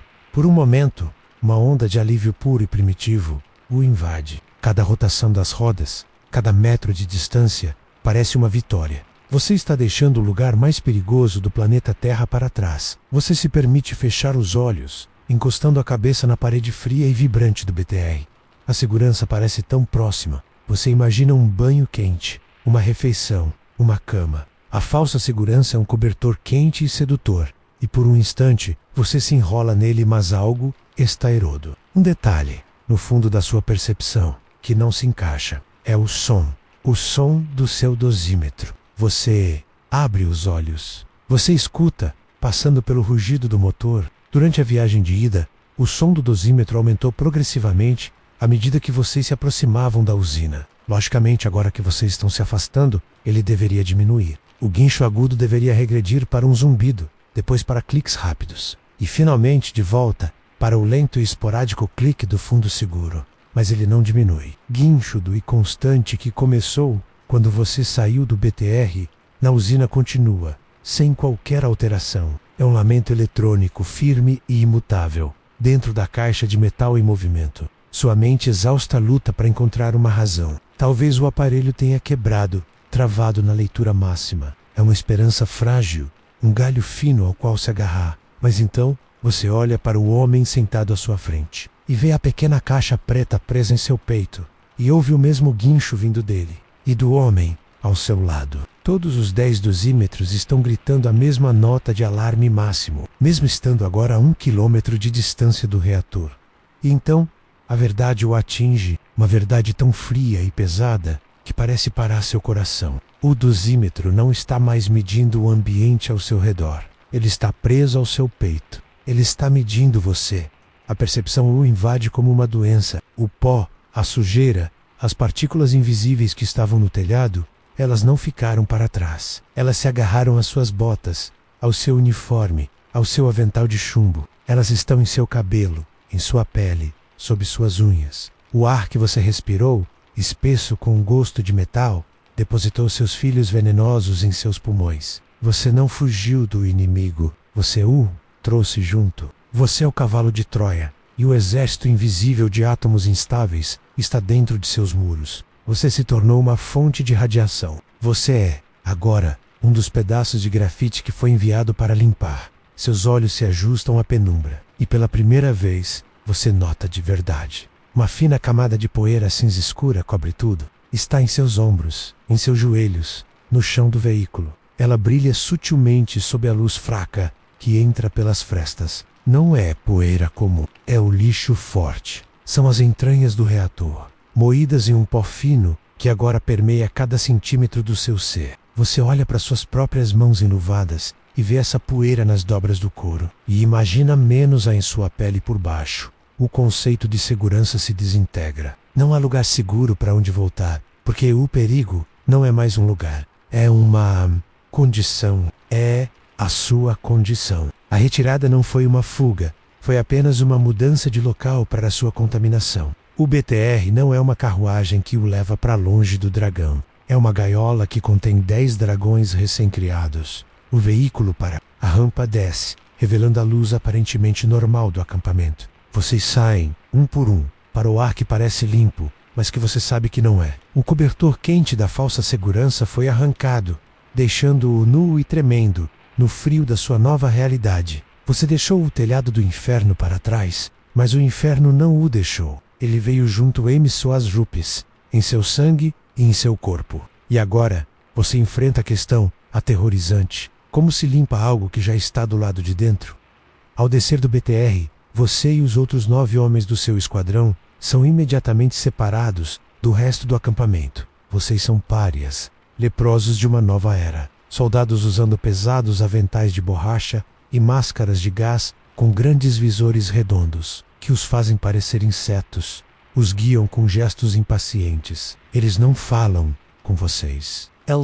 Eles mantêm distância, como se a própria proximidade pudesse ser contagiosa. O guincho do seu dosímetro é o seu alarme, a sua sirene pessoal, que anuncia a sua toxicidade ao mundo. Vocês são conduzidos a uma área isolada nos limites do acampamento. Uma plataforma de concreto crua e molhada, da qual sobe uma névoa de vapor frio. O som alto e sibilante de jatos de água já enche o ar. Primeira ordem é dada por um grito abafado pela máscara de um dos insetos. Tirem tudo, não há privacidade, não há dignidade. Ali, sob o céu cinzento e aberto, você começa o processo desajeitado de se despir. Seus dedos trêmulos e exaustos mal conseguem lidar com as fivelas e os botões. Primeiro, a sua armadura imperfeita. Um soldado se aproxima com um gancho de metal comprido e puxa o pesado avental de chumbo de seus ombros, arrastando-o para uma pilha crescente, que será, mais tarde, enterrada em uma vala profunda. Em seguida, suas botas, seu uniforme, sua roupa de baixo, tudo. Antes que você tire a última peça, um dos homens se aproxima e, sem uma palavra, desengancha o dosímetro do seu peito. Por um momento, você sente o impulso de protestar, de se agarrar àquele pequeno aparelho que, apesar de aterrorizante, era a sua única maneira de perceber o inimigo. Mas ele já se foi, levado para longe, seu guincho agudo diminuindo com a distância. E então, o silêncio. Um silêncio ensurdecedor em sua cabeça. O ruído branco do perigo, ao qual você se acostumou, desapareceu, deixando-o cego e surdo para o mundo invisível novamente. Mas o gosto metálico em sua boca permanece, agora o seu único e último sensor. Um fantasma que o assombra por dentro.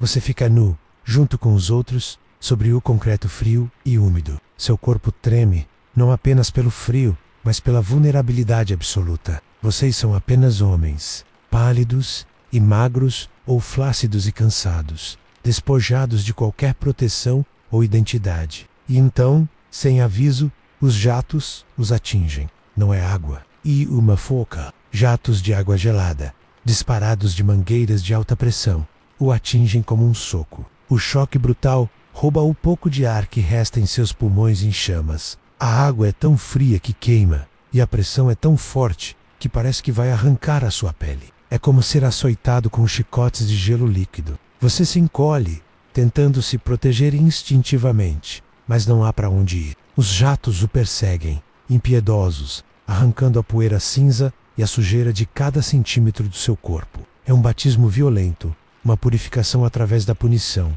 enquanto a água gelada castiga seu corpo. Sua mente se refugia em um lugar de observação distante. Você entende a lógica brutal deste ritual. Eles estão lavando a poeira, as partículas alfa e beta que se agarraram à sua superfície. Mas você também entende a futilidade cósmica do ato. Eles podem lavar sua pele, mas não podem lavar seu sangue. Eles podem esfregar seus cabelos, mas não podem alcançar sua medula óssea. Eles não podem enxaguar os trilhões de raios gama que passaram direto através de você, quebrando fios de DNA como um vândalo em uma biblioteca. O gosto de metal em sua boca é a prova zombeteira. Mesmo com a boca cheia de água fria, o sabor persiste por baixo de tudo, uma nota fundamental e imutável. Este ritual, você percebe, não é realmente para você. E para eles, é para manter o acampamento limpo, para criar uma linha clara entre o contaminado e o seguro. É um teatro de segurança, e seu corpo é o palco.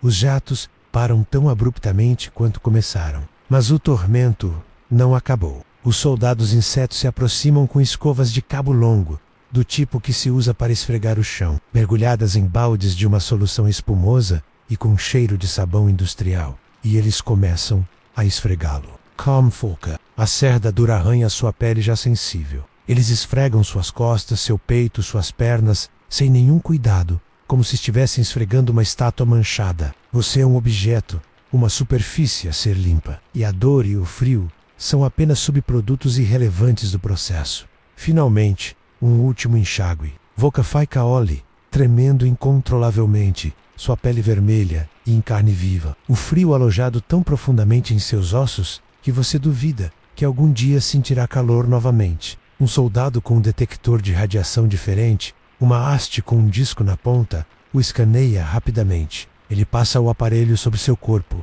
e, aparentemente satisfeito, faz um aceno brusco. Você está limpo. A palavra é a maior mentira que você já ouviu. Vocês são empurrados para uma tenda, onde uma pilha de uniformes limpos e roupas de baixo os aguarda. Você se veste com uma dificuldade imensa, seus membros rígidos e dormentes. O tecido limpo parece estranho contra sua pele abusada. Oficialmente, o ritual terminou. Você foi descontaminado, mas você sabe a verdade. Eles simplesmente lavaram a poeira da casca. O seu núcleo, permanece radioativo. Você está limpo por fora, mas por dentro, você se sente mais sujo e mais envenenado do que nunca.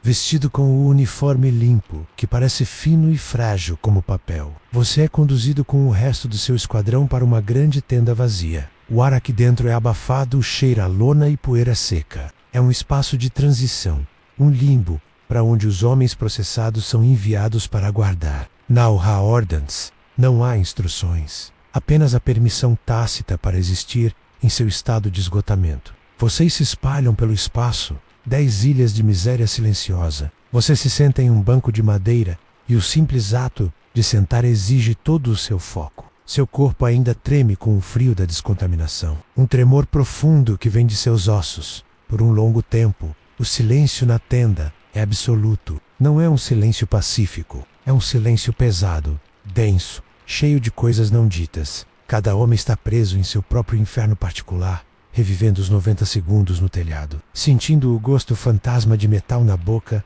lutando contra o tremor em suas mãos. Falar parece impossível, um ato sacrílego. Que palavras poderiam descrever o rugido do dosímetro? Que frase poderia capturar a visão daquela ferida aberta no reator? Qualquer tentativa de comunicação verbal pareceria uma trivialização, um insulto à enormidade do que vocês vivenciaram. Então, lentamente, algo começa a mudar. Seus olhos, que estavam fixos no chão de terra batida, se erguem e encontram os do rapaz de Kiev, que está sentado do outro lado da tenda. Os olhos dele ainda estão arregalados, um azul pálido, que parece ter visto 1000 anos nas últimas 2 horas. Não há desafio em seu olhar, nem acusação. Há apenas um reconhecimento.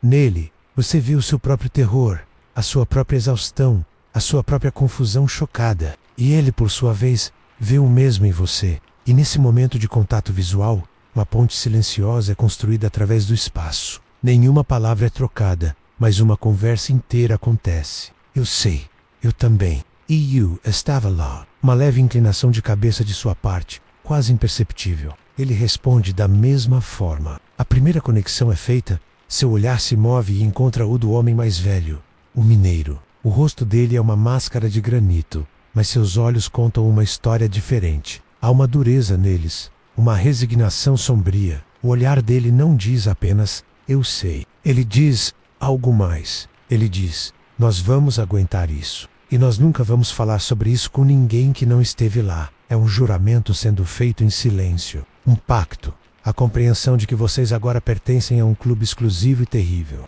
Vocês são os homens que viram o invisível, que provaram o átomo. Tentar explicar isso para esposas, filhos ou amigos seria como tentar descrever a cor de um som. Seria impossível. A experiência os isolou do resto da humanidade, mas os uniu uns aos outros com correntes de aço. Em um mundo moderno, vocês seriam levados para uma sessão de aconselhamento, encorajados a falar sobre seus sentimentos. Aqui no fim do mundo, em 1986, a terapia é o silêncio compartilhado. É a compreensão de que a única pessoa que pode começar a entender o que você está sentindo é o homem tremendo ao seu lado. A camaradagem que nasce aqui não é a camaradagem barulhenta de soldados antes de uma batalha, cheia de piadas e bravatas. É uma comunhão sóbria, quase religiosa. Dos sobreviventes, o homem mais velho mexe no bolso de seu uniforme limpo e tira um maço de cigarros amassado. Com dedos trêmulos, ele consegue acender A pequena chama laranja é a primeira coisa quente e viva nesta tenda fria e cinzenta. Ele dá uma longa tragada, e o gosto do tabaco barato é provavelmente a primeira coisa. Além do metal, que ele provou em horas, ele não guarda o cigarro para si. Ele o oferece ao homem ao seu lado. O homem aceita, dá uma tragada e o passa adiante. O cigarro começa sua jornada lenta e silenciosa pela tenda, de uma mão trêmula para a outra. Quando chega a sua vez, você o pega. Seus dedos tocam os do homem que o passou. Um breve momento de contato humano. Você leva o cigarro à boca. O gosto do tabaco é áspero, mas é real. É um gosto do mundo antigo, do mundo normal. E, no entanto, por baixo dele, o gosto metálico ainda está lá. Uma nota de base fantasma, que você suspeita que nunca irá embora. Mas o ato de fumar, de compartilhar este pequeno ritual, é um ato de desafio. É uma declaração silenciosa de que, apesar de terem sido tratados como máquinas, como objetos a serem descontaminados, vocês ainda são homens. Você dá uma tragada e passa o cigarro adiante. Vocês 10, sentados na penumbra, envoltos na fumaça azulada, estão agora ligados por algo mais forte que a amizade ou o dever. Vocês estão ligados pela memória dos 90 segundos, pelo conhecimento compartilhado do que significa ter seu dosímetro gritando, pelo gosto de veneno em sua boca. Vocês não sabem os nomes uns dos outros, nem suas histórias, mas vocês conhecem a alma uns dos outros da maneira mais fundamental. Vocês são uma irmandade nascida do apocalipse, e seu credo é o silêncio. O cigarro compartilhado se reduz a uma ponta esquecida no chão de terra. A fumaça se dissipa, e o silêncio retorna à tenda, mas agora ele é diferente. Ele está preenchido por uma camaradagem sombria. Por alguns minutos, há uma espécie de paz no esgotamento. Seu corpo, tendo sobrevivido ao esforço extremo, está em um estado de colapso quieto. Os tremores diminuíram para um zumbido de baixa frequência. Pela primeira vez, desde que desceu daquela escada, você sente um momento de calmaria. A calmaria no olho do furacão. É uma mentira. É apenas o seu corpo reunindo suas forças antes de começar a se rebelar. Começa na base do seu crânio, um latejar surdo e suave. A princípio, você o ignora. É apenas tensão, você diz a si mesmo. O resultado do peso do chumbo, do estresse, da falta de sono. Você tenta girar o pescoço, esticar os músculos, mas o latejar não cede. Em vez disso, ele cresce. Lentamente, insidiosamente, Ele se espalha da sua nuca para cima, envolvendo sua cabeça em um anel de pressão. Não é uma dor de cabeça comum, aguda e penetrante. É uma dor pesada, profunda, como se seu cérebro estivesse inchando lentamente dentro do seu crânio. Você fecha os olhos, mas a escuridão atrás de suas pálpebras apenas parece amplificar a pulsação rítmica e dolorosa. Enquanto você se concentra nesta nova agonia, outra frente de batalha se abre, sem qualquer aviso. Uma onda de náusea sobe de seu estômago. Não é a náusea familiar que precede uma doença comum. Não há um aumento gradual, nem um aviso. É uma convulsão química, súbita e violenta. Seu estômago se contrai como um punho, e um suor frio brota instantaneamente em sua testa e na parte de trás do seu pescoço. O gosto metálico em sua boca, que tinha se tornado um ruído de fundo, de repente se intensifica, tornando-se espesso e oleoso. O gosto inconfundível de vômito iminente. Você engole em seco, lutando contra o espasmo, sua garganta se apertando. A onda recua, deixando-o fraco e ofegante, mas você sabe que ela voltará. É apenas uma patrulha de reconhecimento do exército que está se reunindo em suas entranhas. Você abre os olhos, sua respiração instável, e você percebe que não está sozinho. Do outro lado da tenda, o rapaz de Kiev está com o rosto pálido, esverdeado, e ele engole repetidamente, com a mão pressionada contra a boca. Perto do Voka, o mineiro corpulento, o homem que parecia ser feito de rocha, está sentado com a cabeça baixa, respirando lenta e deliberadamente, como se estivesse tentando controlar uma fera dentro de si. O pacto de silêncio permanece, mas agora é um silêncio de sofrimento coletivo. Seus corpos, todos os 10, estão começando a tocar a mesma sinfonia horrível. A dose que vocês receberam no telhado não foi um evento externo, foi uma semente plantada.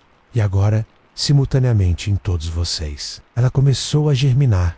Você olha para suas mãos, que descansam em seus joelhos. Elas parecem estranhas, inchadas, e a cor está errada. A pele, especialmente sobre as articulações dos dedos, não é mais pálida. Ela adquiriu uma tonalidade escura, um bronze avermelhado, como se você tivesse passado o dia inteiro trabalhando sob um sol escaldante de verão. Você se lembra vividamente da sensação de calor em seu rosto e mãos enquanto corria pelo telhado. Não era sua imaginação. Era isso. Era sua pele sendo cozida por dentro por uma luz que você não podia ver. Você esfrega o polegar na parte de trás da outra mão. A pele está quente ao toque, sensível e esticada, exatamente como uma queimadura de sol. Mas esta queimadura nuclear parece mais profunda, mas e sinistra. Não é o resultado do calor do sol que aquece a superfície. É o resultado de bilhões de partículas que atravessaram sua pele, excitando e danificando as células em seu caminho em um mundo normal. Você tomaria uma aspirina para a dor de cabeça, beberia um pouco de água para a náusea,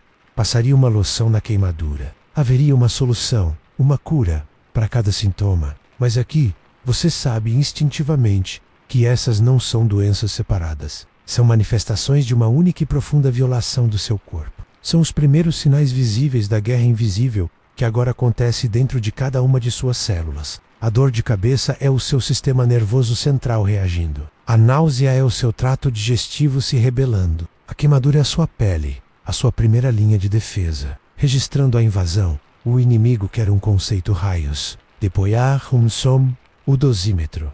Depois um gosto metal. Agora se tornou uma sensação física de dor e doença. Ele não é mais abstrato. Ele é a marreta pulsando em sua cabeça, o veneno subindo por sua garganta, o fogo em sua pele. Você está sentado na tenda, cercado por seus irmãos de sofrimento. E a camaradagem que sentiu há pouco se transforma em algo mais sombrio, uma compaixão aterrorizada. Vocês não são apenas testemunhas do mesmo evento. Vocês são agora as próprias evidências, seus corpos se tornando os memoriais vivos da sua breve caminhada no telhado do inferno.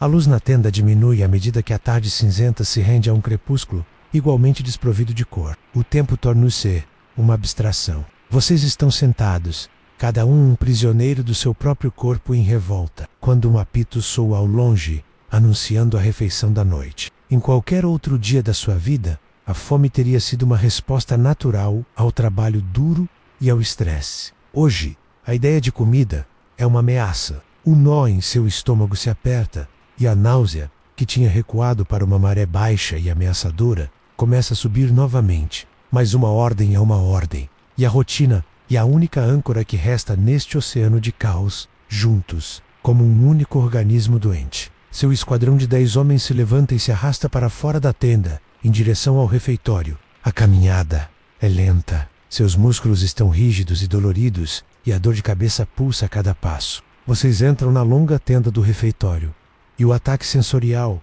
é imediato. O ar é espesso com o vapor de grandes panelas, o cheiro de mingau de trigo sarraceno cozido, pão preto e repolho azedo. É o cheiro normal da vida militar. Mas para Vodka, ele se mistura com um onipresente gosto metálico em sua boca, criando uma combinação nauseante. O som também é normal. O tinido de centenas de colheres de metal contra bandejas de metal. O zumbido baixo de conversas. Uma risada ocasional. E é essa normalidade que o faz se sentir tão profundamente alienado. Vocês pegam suas bandejas e entram na fila. Os outros soldados, homens que passaram o dia dirigindo caminhões, consertando equipamentos ou em guarda, olham para vocês. Eles não sabem o que vocês fizeram, mas eles veem a diferença. Eles veem a palidez sob a estranha queimadura escura em seus rostos. Eles veem o tremor em suas mãos. Eles veem o olhar vazio e distante. Vocês são diferentes. Vocês foram marcados. Os olhares não são de hostilidade, mas de uma curiosidade temerosa. Vocês são fantasmas em sua própria festa. Você recebe sua porção. Uma concha de mingau cinzento. Uma fatia de pão denso e escuro. Uma colher de picles. Você encontra uma mesa e se senta com seus 9 irmãos. Por um momento, você apenas encara a comida. Parece impossível. Você levanta a primeira colher de mingau. A comida não tem cheiro próprio. Ela apenas cheira ao metal em sua boca. Você a coloca na língua. A textura é pastosa, mas o sabor, sabor, é como comer papelão molhado. O sabor químico e elétrico em sua boca é uma parede que nenhuma outra sensação consegue atravessar. Ele aniquila o sabor do mingau, do pão, de tudo. Comer se torna um ato puramente mecânico. Uma tarefa a ser executada. Mastigar, engolir, lutar contra a onda de náusea que sobe a cada bocado. Seu estômago se rebela, enviando sinais claros de rejeição. A comida parece se transformar em uma pedra no fundo do seu esôfago. Você olha ao redor da mesa. Ninguém está comendo com vontade. Todos estão travando a mesma batalha interna, forçando a comida para dentro de corpos que a estão rejeitando violentamente. É então que o mineiro mais velho, em um movimento lento e deliberado, se inclina para baixo e tira de dentro de sua bota uma garrafa de vodka. O vidro está quente do calor de seu corpo. Ele a coloca no centro da mesa. Não é um convite para uma festa. É a apresentação de um remédio. Em um futuro de medicina precisa, a ideia de tratar a doença da radiação com álcool seria risível. Mas aqui, a vodka não é para células. E para a alma. E, mais importante, há um mito que corre pelo acampamento. Uma superstição desesperada de que a vodka limpa os raios, que o álcool forte de alguma forma espelha o veneno. Ninguém realmente acredita nisso, mas todos precisam desesperadamente de algo em que acreditar. A garrafa é aberta. Now, Hakopos. Ela é passada de mão em mão. Quando chega a sua vez, você a pega. Você leva o gargalo à boca e toma um longo gole. O líquido é como fogo. Ele queima sua língua, sua gargalo, seu esôfago. E por um momento milagroso, o fogo é a única coisa que você pode sentir. O ardor intenso e limpo do álcool corta o gosto metálico, obliterando-o em uma explosão de calor. É a primeira sensação limpa que você teve em horas. O líquido desce para o seu estômago e um calor se espalha por seu peito. Uma onda anestesiante que parece relaxar os músculos tensos e empurrar a náusea para baixo. As bordas afiadas da sua dor de cabeça se suavizam. Este é o poder da negação. A vodka não está curando nada. Ela está apenas entorpecendo os sensores, silenciando os alarmes que seu corpo está disparando. Por alguns minutos preciosos, sob o efeito do álcool, você pode quase se convencer de que está tudo bem. Você pode fingir que é apenas um soldado, cansado após um dia duro, tomando um drink com seus camaradas. Você olha ao redor da mesa e vê a mesma coisa acontecendo com os outros. Um pouco de cor volta aos seus rostos. A tensão em seus ombros relaxa. Alguém até arrisca um sorriso pequeno e sombrio. Mas é uma farsa, e todos sabem disso. O calor da vodka é uma mentira passageira. A comida que você forçou para dentro continua sendo uma âncora de chumbo em seu estômago. E assim que o ardor do álcool desaparece de sua boca, o gosto metálico retorna. Talvez um pouco mais fraco, mas ainda lá. Uma assinatura persistente de sua contaminação. Vocês terminaram a refeição. Vocês tomaram a sua medicina. Vocês representaram o seu papel no teatro da normalidade. Mas o horror não foi normalizado. Ele foi apenas temporariamente silenciado. E agora, na quietude que se segue, ele retorna, talvez ainda mais forte do que antes. Após a refeição, vocês são dispensados e retornam para a longa tenda que serve de dormitório. O calor fugaz da vodka já se dissipou, deixando para trás um frio que parece vir de dentro. A dor de cabeça retorna ao seu ritmo pulsante, e a náusea permanece como uma ameaça silenciosa. Um oficial entra e joga uma pilha de papel fino e alguns lápis curtos sobre uma mesa. Correio, ele anuncia secamente. Será recolhido em 1 hora. Lembrem-se das suas ordens. Sam dit, sem localizações. Ele se retira, deixando para trás um silêncio preenchido pelo som de homens se acomodando em seus beliches. Você pega uma folha de papel e um lápis. O papel é quase translúcido, frágil. Você se senta na borda do seu beliche, usando o joelho como escrivaninha, e encara a página em branco. E de repente, a vasta e fria distância entre este lugar e sua casa o atinge com a força de um golpe físico. A página em branco é um abismo que você precisa cruzar com palavras, mas as únicas palavras verdadeiras que você possui são proibidas. Você começa, como sempre, minha querida esposa ou minha amada mãe. A caligrafia sai trêmula. A mão que segurou uma pá no telhado do inferno agora luta para formar as curvas suaves das letras. E então, você para. O que vem a seguir? Sua mente se enche com a verdade do seu dia. A visão da cidade fantasma, o rugido estático do dosímetro, o gosto de metal, a corrida desesperada, o colapso, a descontaminação violenta, a queimadura em sua pele. Esta é a sua realidade. É a notícia mais importante da sua vida. E você não pode escrever uma única palavra sobre isso. Escrever a verdade não só violaria as ordens e garantiria que a carta fosse queimada por um censor. Seria um ato de crueldade indescritível. Como você poderia colocar esse horror em um envelope e enviá-lo para a paz da sua casa? Como você poderia descrever o gosto da radiação para a mulher que lhe prepara o jantar? Como poderia explicar o conceito de biorobô para a sua filha que brinca com bonecas? Protegê-los da verdade é o último e talvez o único ato heróico que lhe resta. E assim, você começa a mentir. O trabalho aqui é difícil, mas estamos bem, você escreve, enquanto a dor pulsa atrás dos seus olhos. Cada palavra é uma traição à sua própria experiência. Faz parte de um treinamento especial para garantir que o país esteja seguro. Você se lembra do rosto aterrorizado do rapaz de Kiev e do som de seu próprio fôlego, ofegante e desesperado.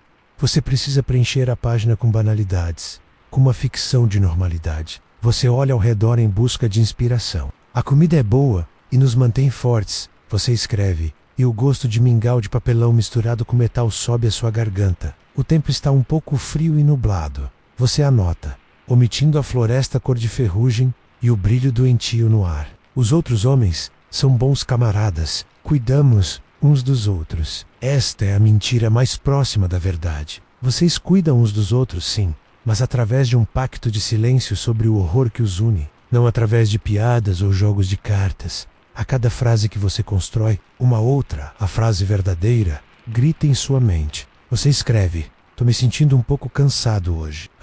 Verdade é, acho que meu corpo começou a se decompor por dentro. Você escreve, recebemos equipamentos de proteção novos e... A verdade é, eles nos deram aventais de chumbo artesanais e máscaras de poeira e nos disseram que era o suficiente. Você escreve, não se preocupe comigo. A verdade é, hoje, absorvi uma dose de veneno que pode me roubar meu futuro, minha saúde, a chance de ter mais filhos. Sinto que estou morrendo em câmera lenta. É uma forma de tortura. Escrever a carta o força a confrontar o abismo entre a sua realidade e o mundo normal que sua família ainda habita. Em um futuro de comunicação instantânea, de videochamadas, esta mentira seria impossível. Seu rosto, sua voz, o olhar em seus olhos os trairia instantaneamente. Mas aqui, com apenas um lápis e papel, você é um romancista. construindo um universo ficcional para as pessoas que ama. Um universo onde você é apenas um soldado cansado e não um fantasma contaminado. Você preenche a página com perguntas sobre a casa, sobre os vizinhos, sobre a colheita. Cada pergunta é uma tentativa desesperada de se transportar para longe deste beliche, para a mesa da cozinha, para a varanda dos fundos. Você termina a carta com as únicas palavras que são inteiramente verdadeiras. Eu te amo. Sinto sua falta. Volto para casa em breve. Mesmo esta última frase é manchada por uma pergunta aterrorizante que você não ousa fazer. Como eu voltarei para casa? Inteiro, doente? Você dobra o papel frágil. Esta pequena folha contém mais peso do que todo o chumbo que você carregou. É o peso do amor expresso através da omissão, da proteção através da falsidade. Você entrega a carta ao oficial, que adiciona uma pilha crescente. Centenas de outras mentiras amorosas, todas indo para casa para tranquilizar um país. Enquanto os homens que as escreveram ficam para trás, sozinhos com a verdade indizível, com um gosto de metal em suas bocas e o conhecimento do que realmente aconteceu no telhado do mundo. As luzes da tenda do dormitório se apagam com um estalo, mergulhando as dezenas de homens em uma escuridão quase total, quebrada apenas por finas fatias de luar que se infiltram pelas costuras da lona. O dia, com sua sucessão de horrores, está oficialmente terminado. A ordem agora é dormir, descansar, reparar. Você se deita em seu beliche, um catre de lona esticada que cede sob o seu peso. Você puxa o cobertor de lã áspero até o queixo e fecha os olhos, ansiando pelo esquecimento, pela fuga que apenas o sono profundo pode oferecer.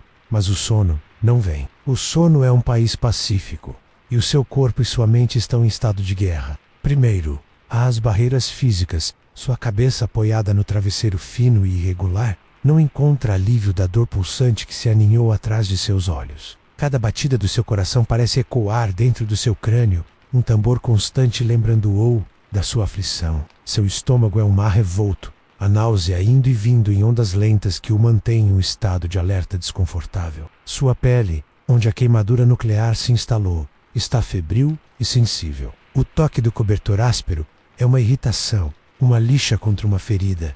E então, uma nova dor se apresenta. Uma dor que você nunca sentiu antes. É uma dor profunda, localizada em seus ossos. Não é a dor aguda de um músculo cansado, mas um incômodo surdo e profundo em suas canelas, seus antebraços, seu quadril. É como se a sua própria medula, o âmago do seu ser, estivesse doendo. É o seu corpo registrando a ofensa mais profunda, a invasão de suas fábricas de sangue. Você tenta encontrar uma posição confortável, virando-se de um lado para o outro, mas a dor parece vir de dentro, tornando inútil qualquer mudança de postura. O silêncio da noite não é silencioso. Você se torna agudamente ciente dos sons da tenda. É uma sinfonia de desconforto. O som de um homem tossindo, uma tosse seca e persistente que parece rasgar sua garganta, o gemido baixo de alguém se virando em um sono agitado, o som de dentes rangendo, ocasionalmente, um grito abafado, o som de um pesadelo que conseguiu romper a superfície. Vocês são uma enfermaria de homens que ainda não sabem o quão doentes estão, cada um travando sua própria batalha invisível na escuridão incapaz de dormir. Sua mente começa a flutuar no perigoso estado crepuscular, entre a vigília e o sonho. As defesas que você manteve durante o dia, a concentração na tarefa, a negação, começam a se dissolver, e as imagens vêm descontroladas. Elas não são memórias lineares, mas fragmentos surreias, reeditados pelo seu subconsciente aterrorizado. Você se vê correndo no telhado novamente, mas o telhado é feito de vidro, e abaixo dele você pode ver o núcleo do reator, brilhando com uma luz azul cobalto donchá, uma piscina de energia crepitante. Você tenta correr, mas suas botas estão presas no vidro que está derretendo. A imagem muda. Você está na Rodegantei de Pripyat. Ela sobe, e você olha para a cidade, mas as janelas dos apartamentos não estão vazias. Em cada uma delas está o seu próprio rosto, olhando de volta para você com olhos vazios. A roda gigante não para no topo. Ela continua subindo, deixando a terra para trás, levando-o para um céu cinzento e sem estrelas. O som do dosímetro retorna, mas não é um guincho. Em seu sonho, é o som de um inseto, um gafanhoto, que está preso dentro do seu peito, suas pernas se esfregando para criar aquele som de estática, o som do rasgo. Você pode senti-lo se movendo sob suas costelas. Você sonha com a descontaminação. Os jatos de água o atingem, mas em vez de água, são jatos de areia cinza, a mesma poeira do reator, que o esfolam, não para limpá-lo, mas para enterrá-lo onde você está. Você acorda com um espasmo, o coração disparado, o gosto de metal e pânico inundando sua boca. Por um momento, você não sabe onde está. A escuridão da tenda é a mesma escuridão dos seus sonhos. O corpo dolorido que você habita é o mesmo corpo que estava sendo atormentado em seus pesadelos. A linha entre a realidade e o sonho se tornou perigosamente fina. O horror do dia foi tão extremo que contaminou o santuário da sua mente. Não há refúgio. O sono, que deveria ser seu aliado, tornou-se o seu torturador. Um projetor que exibe o filme de seu trauma repetidamente. Você desiste de tentar dormir. Você se deita de costas, de olhos abertos, olhando para a escuridão onde o teto da tenda deveria estar. Você ouve os sons de seus camaradas e sabe que muitos deles estão fazendo o mesmo, também presos em seus próprios cinemas particulares de horror. A noite se estica, uma eternidade de desconforto físico e tormento mental. Você não está descansando. Você está simplesmente suportando, esperando que a luz cinzenta da manhã ponha fim à escuridão, mesmo sabendo que o dia que virá trará seus próprios desafios. O seu corpo absorve a dose, travando uma guerra bioquímica que você não pode sentir, e sua mente processa a desolação, revivendo uma batalha que você nunca poderá esquecer. A noite se aprofunda. A escuridão na tenda é total, e o tempo perdeu o seu significado. Não há sono, apenas uma sucessão de momentos de vigília, desconfortável. Seu corpo dolorido é uma âncora que o prende a este beliche, a este momento. A dor de cabeça é uma maré baixa e pulsante. O gosto de metal é uma constante amarga em sua boca. E o novo e profundo incômodo em seus ossos é um lembrete de que a batalha do dia continua a ser travada em suas células. Você desiste de procurar o sono e se entrega à maré de seus pensamentos. Sua mente vagueia para longe, para sua infância. Você se lembra das histórias que seu avô contava sobre a grande guerra patriótica. Histórias de bravura, de camaradagem, de sacrifício pelo bem maior, pela mãe pátria. Você cresceu com essas palavras gravadas em sua alma. Dever, honra, patriotismo eram conceitos tão sólidos e inquestionáveis quanto as grandes estátuas de Lenin nas praças das cidades. Foi por causa dessas palavras que, quando o chamado veio, você não hesitou. Você se apresentou para o serviço, pronto para fazer a sua parte, para enfrentar qualquer inimigo. Mas o inimigo que você enfrentou hoje não se parecia com nada das histórias do seu avô. Não havia trincheiras, nem tanques inimigos, nem o som de artilharia. Havia apenas um telhado silencioso, um ruído de estática e pedras pretas e inofensivas. E o sacrifício? Era este o sacrifício heróico sobre o qual você lia nos livros? Ser chamado de biorobô? Receber uma pá em 90 segundos? Ser lavado como um animal e depois deixado para tremer no escuro, com o corpo se voltando contra si mesmo? A palavra herói flutua em sua mente e parece oca, estranha. Um herói, você sempre imaginou, era alguém que tomava uma decisão corajosa, que superava o medo para realizar um feito nobre. Você não tomou nenhuma decisão hoje. Você obedeceu a ordens. Seu medo não foi superado. Ele foi simplesmente subjugado por uma onda de adrenalina quimicamente induzida. Você executou um programa. Uma máquina pode ser heróica, uma ferramenta pode ser patriota. Eles lhe darão uma medalha, provavelmente. Um pequeno pedaço de metal para prender em seu peito. Talvez em uma cerimônia rápida, antes de mandá-lo para casa. E essa medalha dirá ao mundo que você foi um herói. Mas o que ela realmente significa? Ela é um pagamento pela sua saúde? Uma troca justa pelos anos que podem ter sido roubados de sua vida? Ou é apenas uma maneira de dar um nome nobre a um cálculo frio e brutal? A nação precisava que o fogo fosse apagado. O fogo era muito quente para as máquinas. Então, eles enviaram os homens. Centenas, milhares de homens biorobas, ferramentas de carne, programadas para se quebrarem no processo de consertar um erro maior. Você é um herói, sim, mas você suspeita, com uma certeza fria e amarga, que é um herói descartável. O que você sacrificou hoje não foi um membro perdido em uma explosão gloriosa. A ferida que você carrega é invisível. Você sacrificou a paz de espírito. Você sacrificou a certeza do amanhã. Você sacrificou a confiança ingênua de que seu corpo era um refúgio seguro. Cada tosse, cada febre, cada dor de cabeça que você tiver pelo resto da sua vida será agora uma pergunta. É isto? Está começando? Você sacrificou a sua própria paz futura no altar do dever. E para quê? Você se lembra da visão de Pripyat, da roda gigante silenciosa. Você pensa nas florestas cor de ferrugem. Você entende, em um nível fundamental, que seu pequeno e terrível ato no telhado fez parte de algo vasto e necessário. Você ajudou a conter um monstro que, se não fosse controlado, poderia ter envenenado um continente inteiro, matado milhões. Sua mente racional entende a escala e a importância da missão. Mas o seu corpo trêmulo e a sua alma aterrorizada não encontram consolo na lógica. Seus pensamentos inevitavelmente se voltam para casa, para sua família. A carta que você escreveu, cheia de mentiras amorosas, agora parece um artefato de um mundo ao qual você não tem mais certeza se pertence. Como você poderá voltar para eles? Não fisicamente, mas em essência. Como você poderá sentar-se à mesa de jantar, reclamar de um dia normal de trabalho, quando a memória do telhado está gravada em sua mente? Como poderá abraçar sua esposa, sabendo que seu próprio corpo agora pode abrigar um perigo invisível? Como poderá olhar para o futuro de seus filhos sem se perguntar se o seu sacrifício de alguma forma os manchou? Esta é a natureza final do seu novo fardo. Ains, um soldado que vai para a guerra, sabe que pode morrer. É um risco binário, claro. Mas você não morreu hoje. Em vez disso, você foi condenado a viver com um ponto de interrogação dentro de você. Você trocou 90 segundos de sua vida por uma vida inteira de talvez. Você se vira no beliche, o som da lona rangendo alto na noite silenciosa. Não há respostas na escuridão.